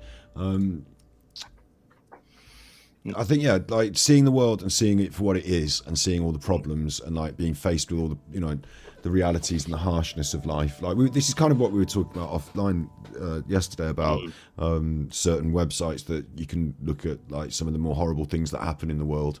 Like, there used to be Live Leak and stuff like that. And like, it is reality. People like to slow down at the car crash sometimes, I guess. Like, people like a healthy dose of reality sometimes, but seeing it in your face the whole time, being aware of all the worst things, I guess, like, I feel like, personally, that as I've got older, it's got easier to deal with. And I'm talking as a vegan who, like, there's lots of bad things out there that I think are bad. And like, I used to get really eggy about the animal rights and stuff like that. And like, I think, like maybe it's about focus. like you said, priorities. But yeah, what have you got an answer to that? Like in that sense, like I'm saying, thing like there's a lot of like a lot of. I find this as a symptom of my own depression, I guess. So maybe I don't have the answer for it, and maybe I should. But the only answer I found that really worked was, in mental health terms, was distraction. Like, I can't fix all these problems. They are huge, big problems, and not just like my own worry about money or my own worry about my family, but like, is there going to be a nuclear war, or what are the animals going through in these factories, or like, if I think about every soul all the time, like, I'm not the omnipotent God, so it's not my responsibility. Yeah. But like, I can't. So instead, I have to distract myself, and sometimes do the things that I think help, and sometimes distract myself from all the ills, and deal with myself as an individual animal. Like, I don't know. Yeah. Have you got any thoughts on that? It's again, that's sort of like managing suppression, because we don't like to think that we're all just sort of like faceless cogs in the machine, but most of us aren't in a position where we can affect change on like levels where we feel it might be needed, like approach to the climate change, or trying to reform like the way people eat so we don't need a meat industry, and these like huge global things, huge massive social things, and we can't spend all of our time stressing and worrying about them, because otherwise we're going to get nothing done. And so we have to prioritize, and it's fine, if you want to spend your free time sort of campaigning for veganism and raising awareness against animal testing, you do that, but you have to sort of like prioritize that within your life and your needs, like paying your bills and make sure there's food on your table and make sure you're healthy and okay, and mentally healthy as well. Mentally and physically okay. So like, staring it's into a the void balance can be that difficult. everybody has to strike. Right. You can only care so much about so many things, and you can't, as difficult as it is, you can't care about everything all at once. Yeah, and I'll tell you what, as humans, we're remarkably... Well, it's good that you want to. That's the thing. It's good that you feel like that empathetic need to want to help other people. That's the thing that should be lauded. That's the thing that's really, really good. But I'll tell you what's interesting as well, right, is that as humans, like, we all go through this stuff together, and as a, like, panning back a little bit, as a humanity, we've created so many films, artworks, like what we're doing now, podcasting, like talking to each other, reach out groups, like I used to go to the football and get a great sense of camaraderie there. Like, there's so many social structures, and there's so much that we do together collectively to try and help each other through the difficulties, and whether it be a form of denial, like as humanity, like we celebrate so many things, like we have so many joys and so many positive celebrations of things that keep us, like, it's not all doom and gloom. It's not all doom and gloom. So, there are good things in the world as well, and you can find good things around you, and there is no shame in filling your life with good things. The thing that got me through a lot of depression was after my cousin died, and I realized, like, I suddenly don't want another death in the family right now, so I don't want, I had to like process a lot of suicidal thoughts, and part of that involved me going, right, well, since I'm going to be here, I'm going to need to deal with some stuff, and my first decision was just laugh at more things. Don't take everything as seriously and let it have as much of an impact on you as you have been doing to this point. Find things that are worth that, that it's okay to laugh at, because they're silly things. It's okay to laugh at silly things. It goes back to that humor as well that we talked about as being a good, mature denial response. And also, like, we picked the most comedic of the thumbnails today, like the joke about the denial of the hair loss with the comb over, and often I'm reminded, and this is a proper RIP, I do know she's dead, of Carolina Hearn, who was really able to poignantly point. Mate, Queen of Sheba breaks our fucking family. Queen of Sheba, Christmas. Yeah. What a powerful piece of telly. She's just able to point directly at the thing and still make us like understand and share and feel, but also have a laugh and carried along together about the thing as well. So great comedy can really like touch those places as well, can't it? So and it's reminded me of, like, my granddad, who always used to make jokes, and like, it doesn't mean that you don't talk about things, it means that you've got a place that you can talk about things, yeah, so I think finding the bright side, always look on the bright side of life. I didn't know Denial was going to take us down this like sort of meaningful content sort of finish to the episode. But has anyone got any? If you have got any that I asked you to think of, if you've got any in chat, who are your favourite comedic examples of celebrity denial to finish on? And yeah, I think we've done a really good episode today. So further questions about denial, cults, conspiracy, the worst cases, stuff like that we might get onto in the next episode and further episodes. But Steve's done a really good stint with his back today, and I'm gonna go take some morphine in a minute. It's gonna be great. And so everyone in chat, if you got you're in T-5 minutes mode chat, if you've got things to say, thank yous to each other, discords to join, tippies to give, then now's a good time to do it. Yeah, thank you very much, Steve, for today's episode. Your psychological knowledge and understandable manner have really helped. It's good to be back. I like doing these, and I don't like when we have to cancel them, because I do look forward to them and they're fun for me. So yeah, I'm glad that we could do it. So yeah, I will be resting a lot, so over the next couple of days. So yeah. I tell you what I find about these episodes is we did all this stuff on narcissism. Make sure you check the playlist for this. We did all this stuff on narcissism. Yeah, there's like 10 episodes and of it. Like at the end of it, I feel really like I can apply it. Like obviously we talk about these chuffers on the internet, don't we, in different form on our respective other channels. I really feel like I can apply it, and this feels like it's going to be one of those, like learning about denial in this way, like being able to name the different concepts, being able to now see them in action, maybe in other people, maybe in myself. Being able to then understand how to negate them, like that's quite an interesting thing, isn't it? It did one final word on that. It did veer into narcissism in the research. Like I saw that narcissism was like a form of denial. A lot was referenced. Yeah.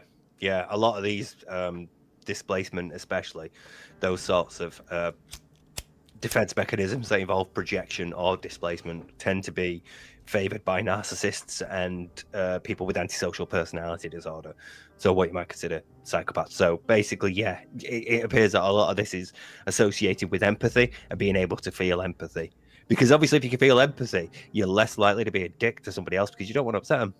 Yeah, so you know what it feels like when someone's a dick to you, and you don't want to be that person to someone else. So instead of like projecting in some way or being aggressive towards them, instead you'll tend to either downplay it or suppress it, or you'll be open with that person because you trust them and you understand them. So yeah, so all the narcissists out there who think we're talking about them, you're right, we are. Yeah, we are. Yeah.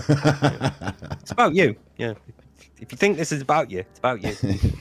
You're so we'll finish on a song. I bet you think this song is about you. I'm not going to play a song. I'm just going to say we should finish on a Simpsons song again, because we did do the Bartman. Did you have the album? Yes. Did you have the album? We that had was the album. Such a good album. Yeah. That Mr. Burns song ruled. There's in my back of my brain that never Look at all those idiots. Look at all those idiots. Yeah, that was good. But there's a moment that is like the whole album to me was special for this one. Is Lisa said, "Can you hear me in the booth?" And they go, "We can hear you loud and clear, Lisa."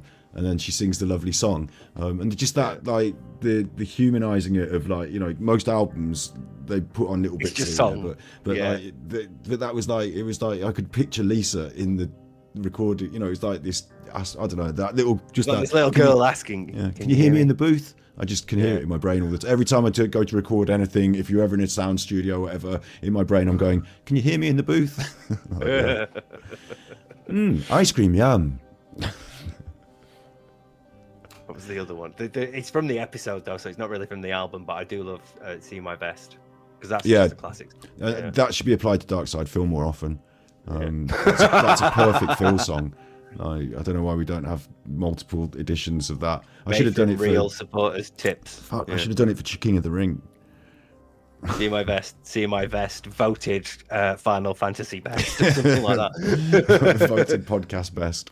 Yeah, there you go. Ice cream, so good. Ice cream. Okay, so you be good, and I'm not going to dump you onto any further media. Like, just watch the repeats on this channel, please. Watch Steve's channel. On demand. Watch. Hopefully, we're going to be getting Tractor Beam. My newest video about that fucking cat. Yeah, watch Steve's video about the cat. I've got the tarot to be catching up with the Tractor Beam on the B-side channel. And yeah, you be good in chat. And remember, if you can't be good, you're naughty. You're naughty.